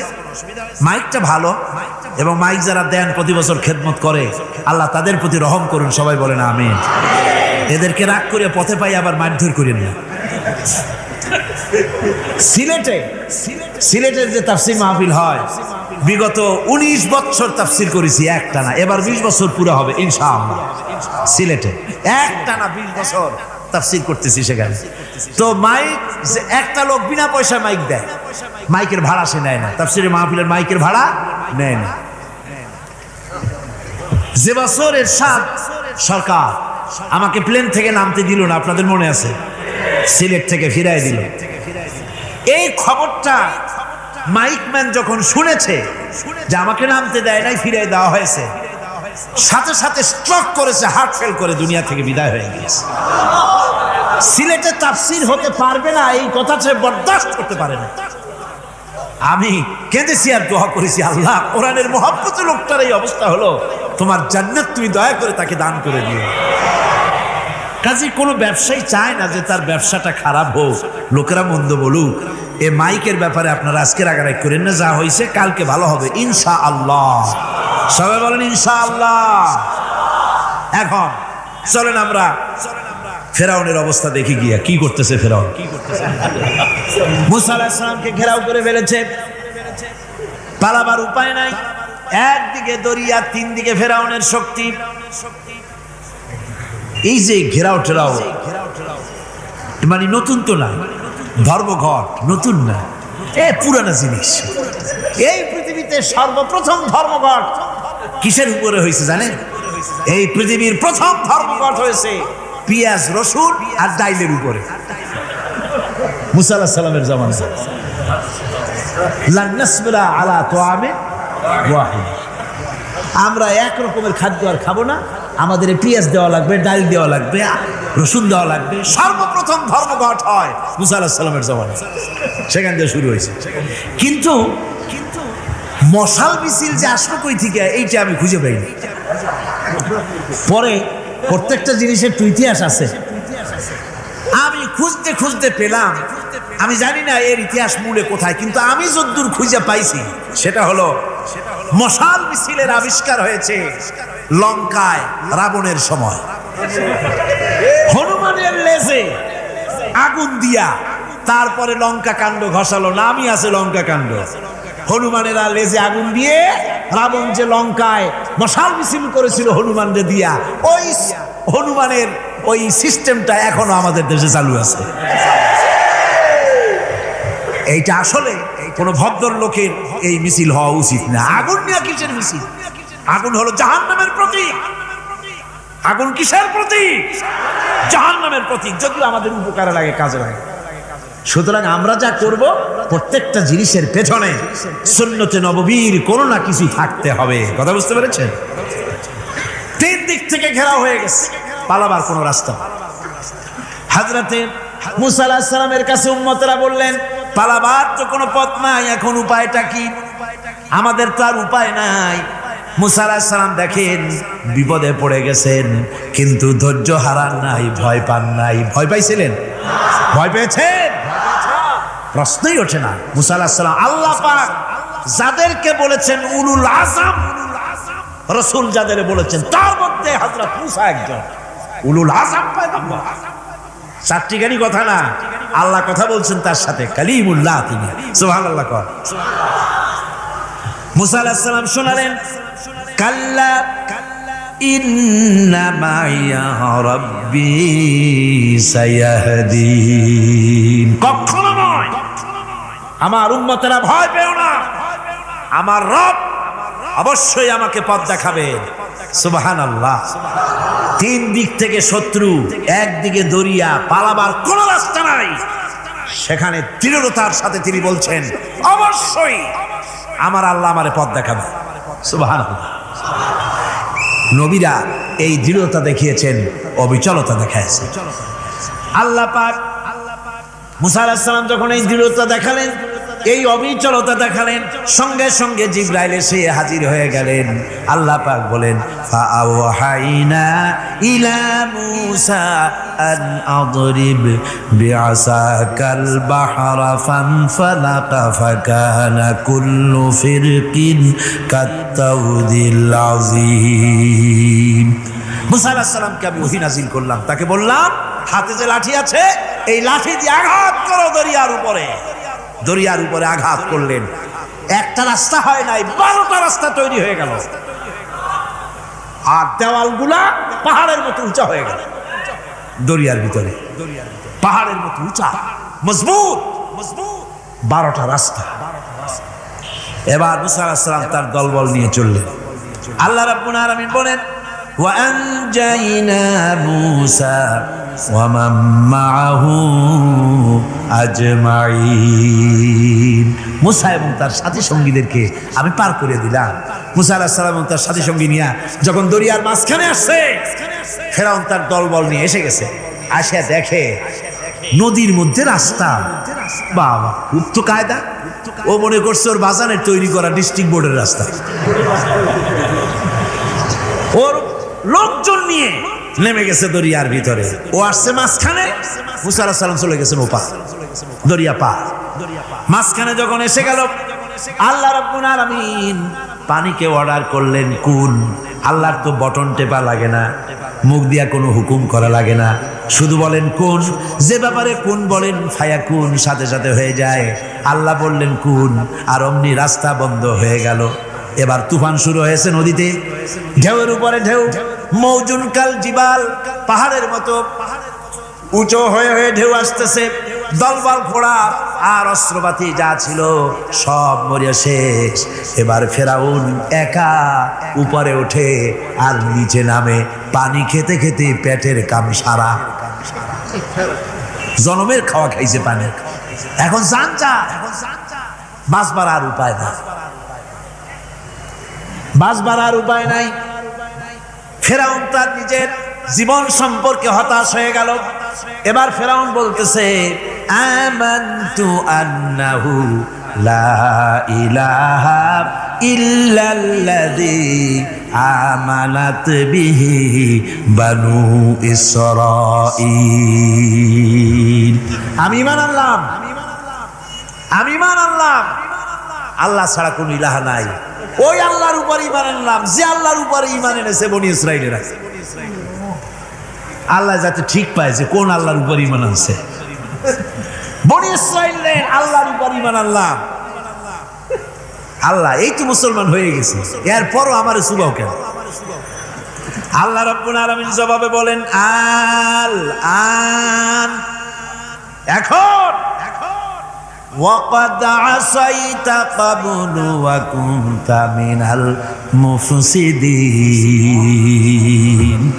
এখন ঈমান আনার কথা বলছো, অথচ যুগের পর যুগ, বছরের পর বছর ধরে আমার মানুষের উপরে মন গড়া আইন চালায়েছো, আমার পয়গম্বরের সাথে বেয়াদবি করেছো। আজ তোমাকে আমি ছাড়ছি না, তোমাকে আজকে ছেড়ে দেব না, আমি তোমাকে মারব। আর সমস্ত প্রাণীগুলিকে, স্থলচর প্রাণীগুলিকে আল্লাহ পাক অর্ডার দিয়া দিলেন, এই ফেরাউনের লাশকে ডুবাবি না, পচাবি না, খাবি না। আল ইয়াউমা নুনাজ্জিকা বিবাদানিক, আমি তোমার শরীরে বাঁচায় দেব। পোকে খাবে না, পানিতে পচবে না, মাছে খাবে না, কুমিরে খাবে না, দুনিয়ার কোনো পশুতে খাবে না। আমি তোরে শুটকি বানাইয়া রাখবো, যাতে করে দুনিয়ার সমস্ত ফেরাউন যত যুগে যুগে আসে তোরে দেখে যেন হেদায়েত নিতে পারে। ফেরাউনকে আল্লাহ শুটকি বানায় রাখছে। আমি ফেরাউনদের লাশ দেখেছি ব্রিটিশ মিউজিয়ামে। ফেরাউন তো একটা না, অনেকগুলা। আসলটারে অবশ্য দেখিনি।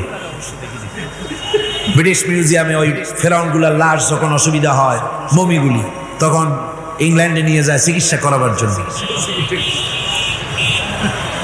চোখ টোক আছে গর্তের ভিতরে, তারপরে চামড়া টামড়া হাড়ের সাথে মিশানো, ওইভাবে চেহারা দেখলে মনে হয় যে সত্যি ফেরাউনিগুলো।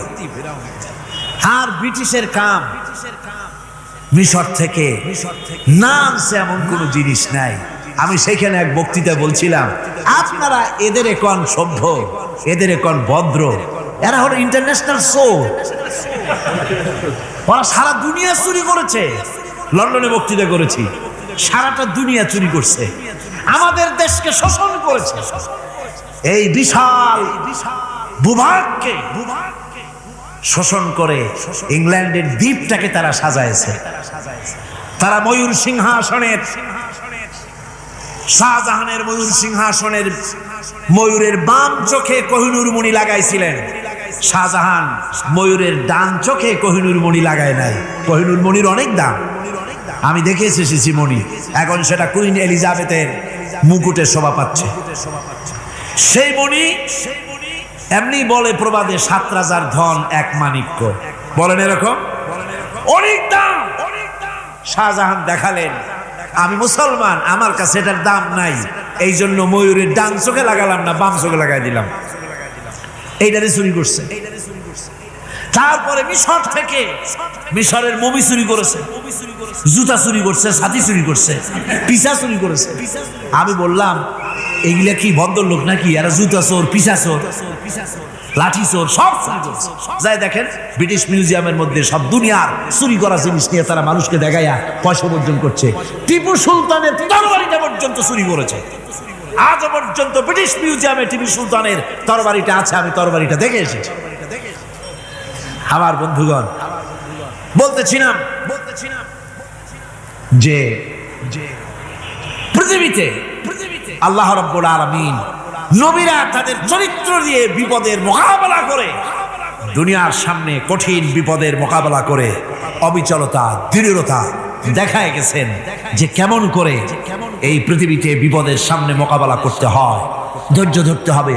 বিপদ আসবে পাহাড় সমান হয়ে, আপনাকে ধৈর্য ধারণ করতে হবে সেভাবে বুক বেঁধে।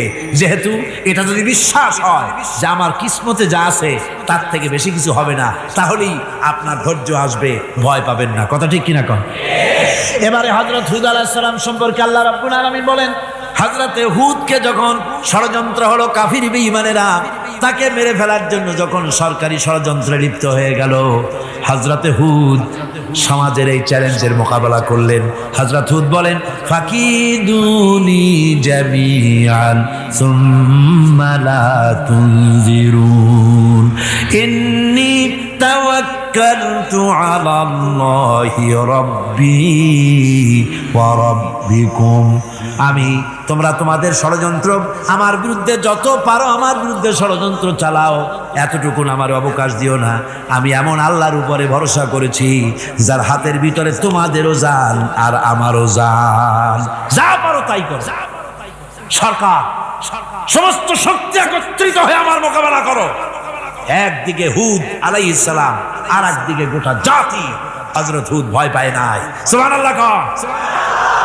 ঈমান বিল্লাহ মানুষের কলিজাকে এভাবে শক্ত করে দেয়। কোন আলহামদুলিল্লাহ। এবারে এই বিপদের, কঠিন বিপদের মোকাবেলা করে আমার রাসূল যে প্রমাণ দিয়া গেলেন, আমার রাসূল যে কঠিন বিপদের মোকাবেলা করলেন, ভাইরা আমার, হিজরতের রাতে সওর পাহাড়ের ভিতরে যখন তিনি আশ্রয় নিলেন, হযরতে আবু বকরের সাথে ছিলেন। হযরতে আবু বকর রাদিয়াল্লাহু তাআলা আনহু বলেন, হুজুর আপনি দাঁড়ান, এটা তো পাহাড়িয়া গুহা, গুহার ভিতরে সাপ থাকতে পারে, বিচ্ছু থাকতে পারে, আমি আগে ঢুকি, বিপদ যদি হয় আমার উপর থেকে হয়ে যায়। গুহার ভিতরে নেমে গুহা সাফ করলেন। এরপরে হুজুরকে ডাকলেন, হুজুর তাশরীফ নিলেন গুহার ভিতরে। এরপরে হুজুর বললেন, আবু বকর পাহাড়ে হেঁটে হেঁটে 2-3টা পাহাড় পাড়ি দিয়া যাওয়া লাগে সুর পাহাড়ে। মদিনার সোজা রাস্তা হুজুর ধরেন নাই, মেসফালার পথ দিয়া জাবালে কেদোয়ার উপর দিয়া 3টা পাহাড় পাড়ি দিয়া তারপরে হুজুর গেলেন সুর পাহাড়ে। গুহার ভিতরে হুজুর তাশরীফ নিলেন। বললেন, আবু বকর তুমি বসো, তোমার উরুর উপরে মাথা রেখে আমি একটু আরাম করি। হযরতে আবু বকর বসলেন, হুজুর তার উরুর উপরে মাথা রেখে ঘুমায় গেলেন। আর এরপরে কাফির বেঈমানেরা তালাশ করতে করতে কাফেরেরা এসে গেল পায়ের চিহ্ন দেখে দেখে গর্তের কাছে। হযরত আবু বকর ভয়তে কেঁদে ফেললেন, আহারে আর তো উপায় নাই, এবার তো ধরা পড়ে গেছি। এবার নবীজিকে মেরে ফেলে দেবে। নবীর মহব্বতে, নিজের মহব্বতে নয়, নবীর মহব্বতে কাঁদতেছিলেন। হুজুর বলেন, হুজুরের ঘুম ভেঙে গেল। বলো আবু বকর কাঁদো কেন? ছেলের কথা, মেয়ের কথা, বিবির কথা, বাড়ির কথা মনে পড়লো নাকি? হযরত আবু বকর বলেন, ইয়া রাসূলুল্লাহ, আল্লাহর কসম করে বলি, যেদিন ঈমান এনেছি এই কলিজার ভিতরে মা বাপ, স্ত্রী, পুত্র, পরিজন, এমনকি আমার নিজের জীবনের চাইতে আপনারে বেশি ভালোবাসি। তা কাঁদো কেন? কাঁদো কেন? হযরত আবু বকর বলেন, হুজুর ধরা পড়ে গেছি, কাফেররা এসে গেছে, গর্তের কাছে তাকালি আমাদের দেখতে পাবে। আমরা তো মাইনরিটি, ওরা তো মেজরিটি, আমরা তো ধরে মারি ফেলাই দেবে, আপনাকে মেরে ফেলে দেবে, এই জন্য কাঁদি। আল্লাহ রাব্বুল আলামিন, হুজুর তখন কি দৃঢ়তা, কি অবিচলতা, কি ধৈর্যের পাহাড় সম মনোবৃত্তি তখন দেখালেন। আল্লাহ কোরআন শরীফে চিরকাল যাতে মানুষেরা হেদায়েত নিতে পারে, সেজন্য হুজুরের কথা উঠায় দিলেন কোরআনে।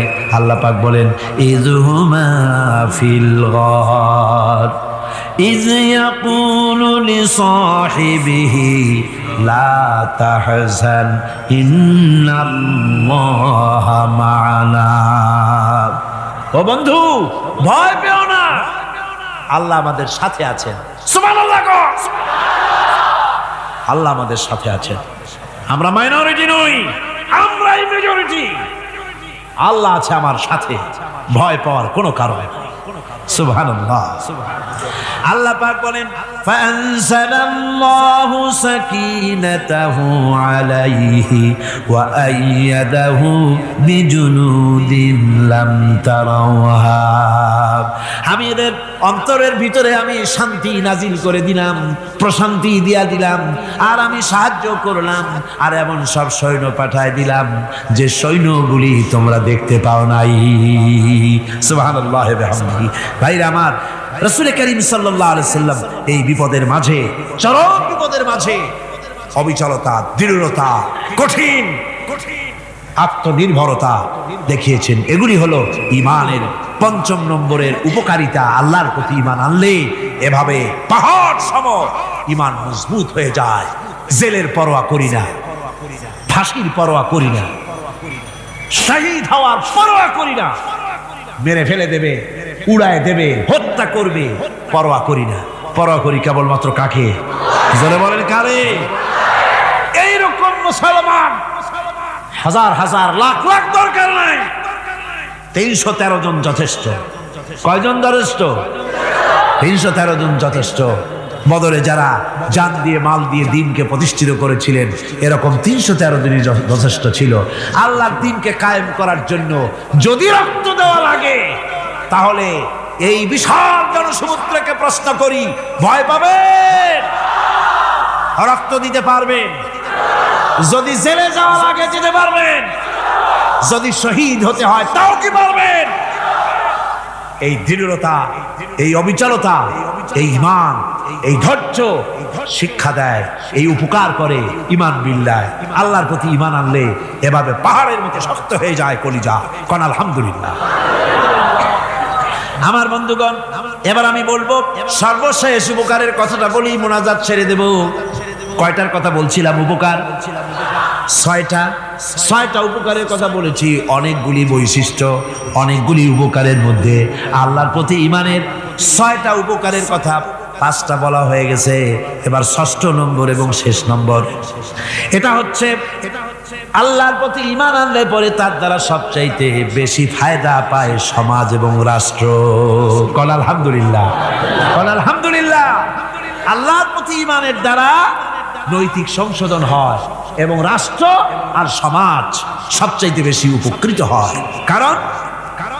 কারণ হলো ঈমানদার ব্যক্তি আল্লাহর প্রতি যে ঈমান এনেছে, তার মনের মধ্যে ধারণা এটা হয়, আমার কোনো কাজ তো গোপন থাকে না। ইন্নাল্লাহা লা ইয়াখফা আলাইহি শাইউন ফিল আরদি ওয়ালা ফিস সামা। আল্লাহর কাছে গোপন বলতে কিছু নাই, আকাশেও নাই, জমিনেও নাই, কোনো কিছু গোপন নাই। সুতরাং আমি যা করি সব আল্লাহ দেখেন এবং শোনেন। এমনকি মানুষ যে কল্পনা করে সে কল্পনাও আল্লাহ টের পায় না নাকি? টের পায় কিনা? ওয়াইন তুবদু মিন আনফুসিকুম আও তুখফুহু ইউহাসিবুকুম বিহিল্লাহ। মনের ভিতরে যে কল্পনা করো, আল্লাহ পাক বলেন এ কল্পনারও হিসাব আমি রব্বুল আলামিন তোমার কাছ থেকে নেব। ফায়ুআযযিবু মান ইয়াশাউ, যারে খুশি শাস্তি দেব আর যারে খুশি আমি মাফ করে দেব। জোরে বলেন সুবহানাল্লাহ। ফায়াগফিরু লিমান ইয়াশা ওয়া ইউআযযিবু মান ইয়াশা, যারে খুশি মাফ করব, যারে খুশি শাস্তি দেব। কল্পনারও হিসাব নেব। এই কথা মুমিনের যদি জানা থাকে তাহলে আর তার কোনো চিন্তা থাকে না, তার নৈতিক চরিত্র ভালো হয়ে যায়। কোন সুবহানাল্লাহ। মোনাজাতের কথা শুনিয়া গতকাল বলছিলাম যে মোনাজাতের কথা শুনিয়া যারা হাঁটে, আমি বুঝি না, আমার বুঝে আসে না যে এটা কেমন ধরনের নৈতিকতা। আপনি আপনার বিবেককে কি বুঝান? এই বিশাল জনসমুদ্র নিয়ে আল্লাহর কাছে হাত তুলবো, দোয়া করব, মোনাজাত করব, এই লোভ সম্বরণ করেন কি করে? আশ্চর্য কথা, আশ্চর্য কথা। আমার বন্ধুগণ, ইমানদার লোক, আল্লাহর প্রতি ইমান আসলে পরে সমাজ উপকৃত হয়, রাষ্ট্র উপকৃত হয়ে যায়। যেহেতু বান্দা জানে আমি দায়িত্বহীন কোনো কথা বলতে পারবো না, দায়িত্বহীন কোনো কাজ করতে পারবো না। আল্লাহ পাক বলেছেন, মা ইয়ালফিযু মিন কাউলিন ইল্লা লাদাইহি রাকীবুন আতীদ। বান্দা এমন কোনো কথা বলে না যে কথা আমার ফেরেশতারা রেকর্ড করে না রাখে। কাজী মুমিন ব্যক্তি আল্লাহর ভয়তে দায়িত্বহীন কথা বলবে না। নির্বাচন আসতে পরে রাস্তা সোনা দিয়ে বান্দায় দেব, এই করব সেই করব, না খাইয়া কেউ মরবেন না। আসে না নির্বাচনের সময় সেরাগালি বদনারা মঞ্চে দাঁড়িয়ে কত বড় বক্তৃতা করে, ভাইয়ের আমার, বোনের আমার, এবার আমার বোতল মার্কা বাক্স, আপনারা আমাকে ভোট দিয়ে দেশ এবং জাতির আরেকবার 12:30 বাজাইবার সুযোগ দিন। এবার ক্ষমতায় গেলে কেউ না খাইয়া মরবেন না, কিন্তু কি খাইয়া মরবে তাও বলেন। এর মারফতি অর্থ হচ্ছে এই, ওরা যদি ক্ষমতায় যেতে পারে তাহলে বিষ খাইয়া হোক, গুলি খাইয়া হোক, কিছু না কিছু খেয়ে মরতে হবে। একেবারে খালি পেটে মরলে গ্যাস্ট্রিক হওয়ার সম্ভাবনা আছে। ঈমান বিল্লাহ যদি না থাকে, আল্লাহর ভয় যদি না থাকে, তাহলে দায়িত্বহীন কথা বলে। আর আল্লাহর ভয় যদি থাকে তাহলে নৈতিকতার সংশোধন হয়ে যায়, দায়িত্বপূর্ণ কথা বলে, মানুষকে ফাঁকি দেয় না। আমার বন্ধুগণ, আল্লাহ রাব্বুল আলামিন তার বান্দা যারা আল্লাহকে ভয় করে, সেই ভয় করা বান্দাগুলির মনের মধ্যে এই চিন্তা এসে যায়, আমি যেখানে থাকি না কেন আল্লাহ আমাকে দেখতেছেন, শুনতেছেন, রাতে হোক দিনে হোক, যেখানে আছি আল্লাহ আমারে দেখতেছেন।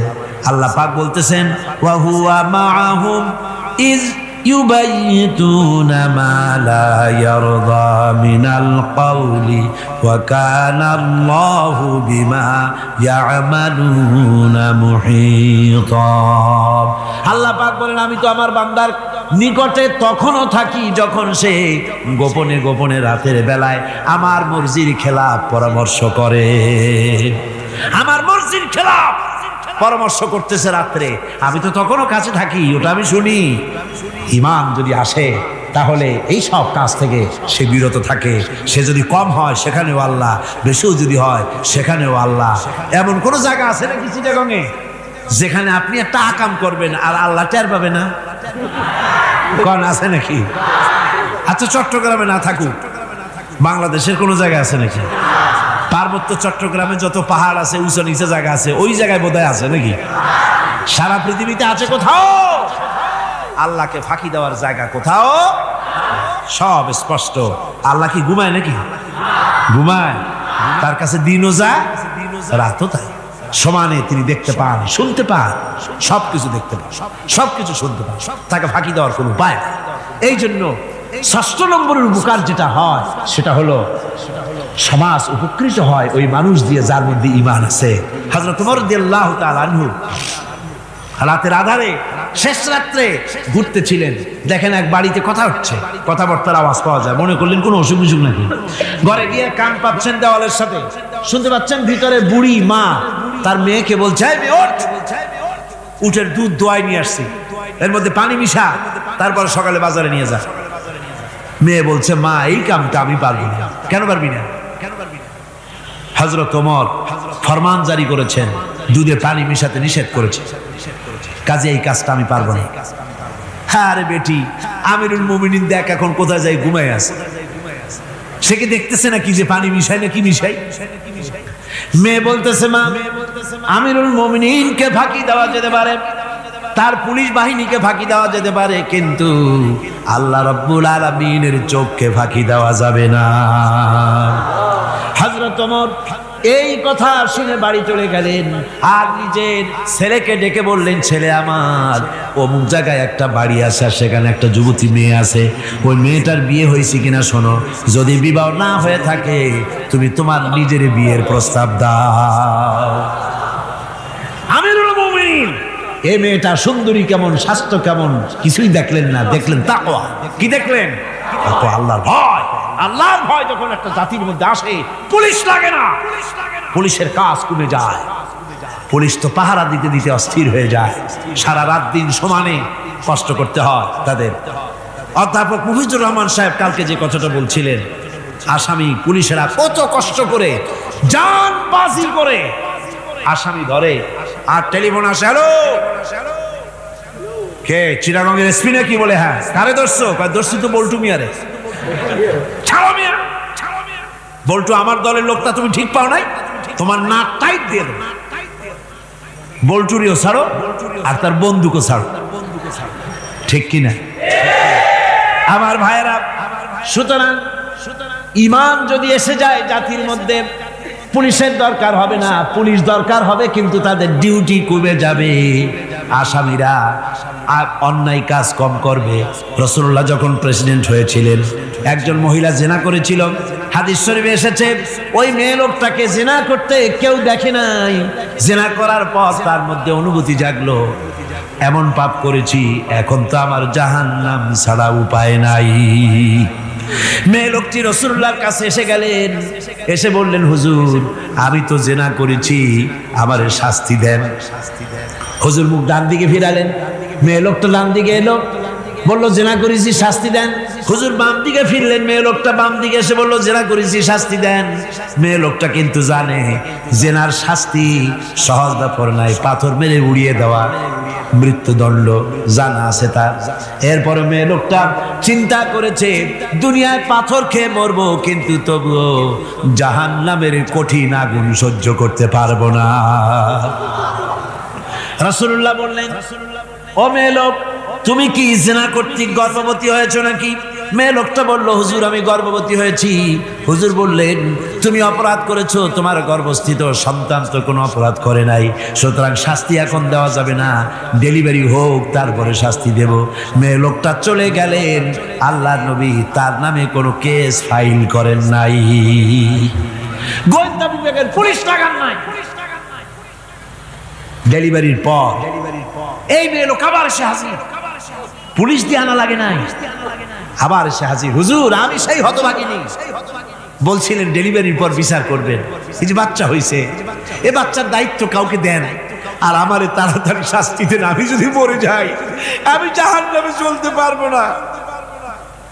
হুজুর বললেন, অপরাধ তুমি করেছো, এই বাচ্চার অধিকার আছে তোমার বুকের দুধ খাবে, আমি সেই অধিকার বাচ্চাকে নষ্ট করতে পারি না, বাচ্চা দুধ ছাড়ুক তারপরে এসো। 2 বছর যেতে না যেতে ওই মেয়ে লোকটি বাচ্চারে কোলে করে নিয়ে এসেছে, পুলিশ লাগে নাই, গোয়েন্দা বিভাগের কাউকে পাঠানো লাগে নাই, মেয়ে লোকটি বাচ্চা কোলে করে নিয়ে এসে হাজির। হুজুর আমারে চিনছেন নাকি? আমি তো সেই হতভাগিনী, জেনা করছিলাম, বিচার চাইছিলাম, ডেলিভারি পরে হবে বলছিলেন, দুধ ছেড়ে দিলে পরে হবে বলেছিলেন, আমার ছেলে এখন দুধ ছেড়ে দিয়েছে, আমি তারে রুটি খাওয়া শিখাইছি, দুধ ছাড়া এখন সে বাঁচবে, আমি তার হাতে রুটি দিয়ে আনছি, দেখেন ও রুটি খেতে পারে, আর দেরি করবেন না, আমার বিচার করে দেয়।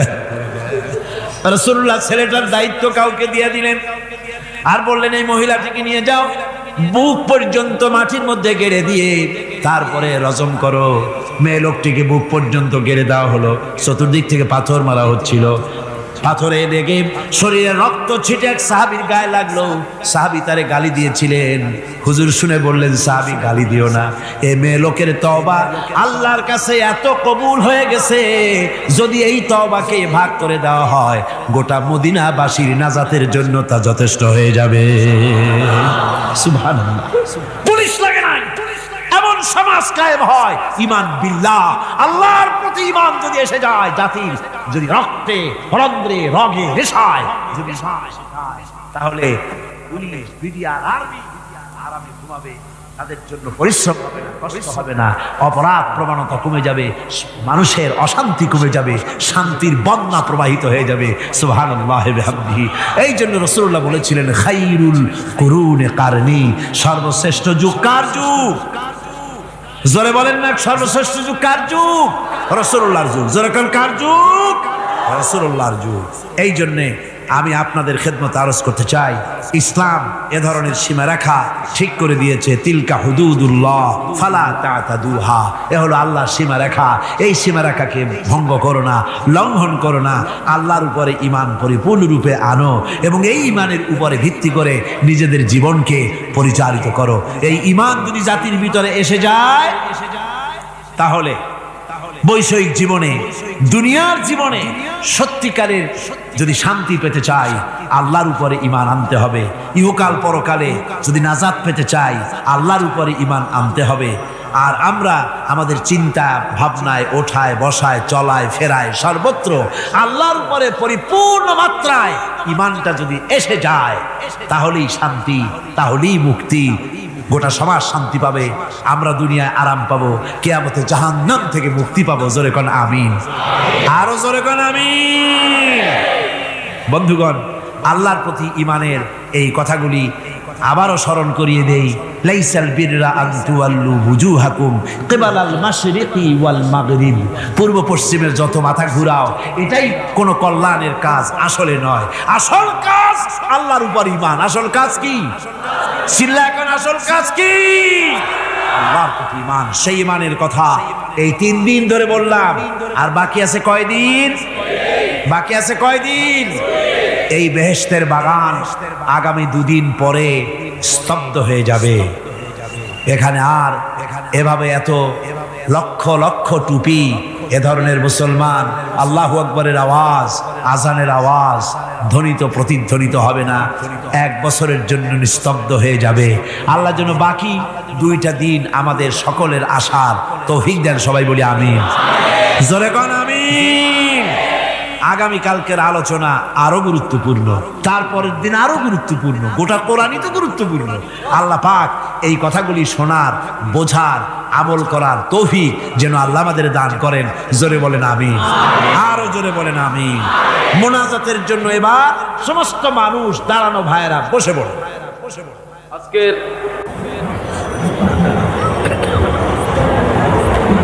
মোনাজাতের পর আজান হবে বা জামাত এশার নামাজ পড়ে আপনারা যাবেন। আর যাওয়ার সময়, আসার সময় আপনারা আল্লাহর নামের ধ্বনি দিতে দিতে যাবেন আর আসবেন। গোটা শহর জুড়ে তাফসীর চলাকালীন চট্টগ্রামের আকাশ বাতাস, গাছপালা, তরুলতা, মানুষ, পুরুষ, নারী সবাই যেন টের পায় যেখানে তাফসীরের মাহফিল হচ্ছে। যাবেন এবং আসবেন যখন, মুখ বুঝে যাতায়াত কেন? নারায়ে তাকবীর, আল্লাহু আকবার। ইসলাম ছাড়া অন্য কিছু মানি না। আল কোরআনের আলো ঘরে ঘরে জ্বালো। এসব সুন্দর সুন্দর স্লোগান দিতে দিতে যাবেন, স্লোগান দিতে দিতে আসবেন, আল্লাহর নারা লাগাবেন, আল্লাহর আওয়াজকে বুলন্দ করবেন। আল্লাহ সকলকে তৌফিক দিন। আল্লাহুম্মা আমিন।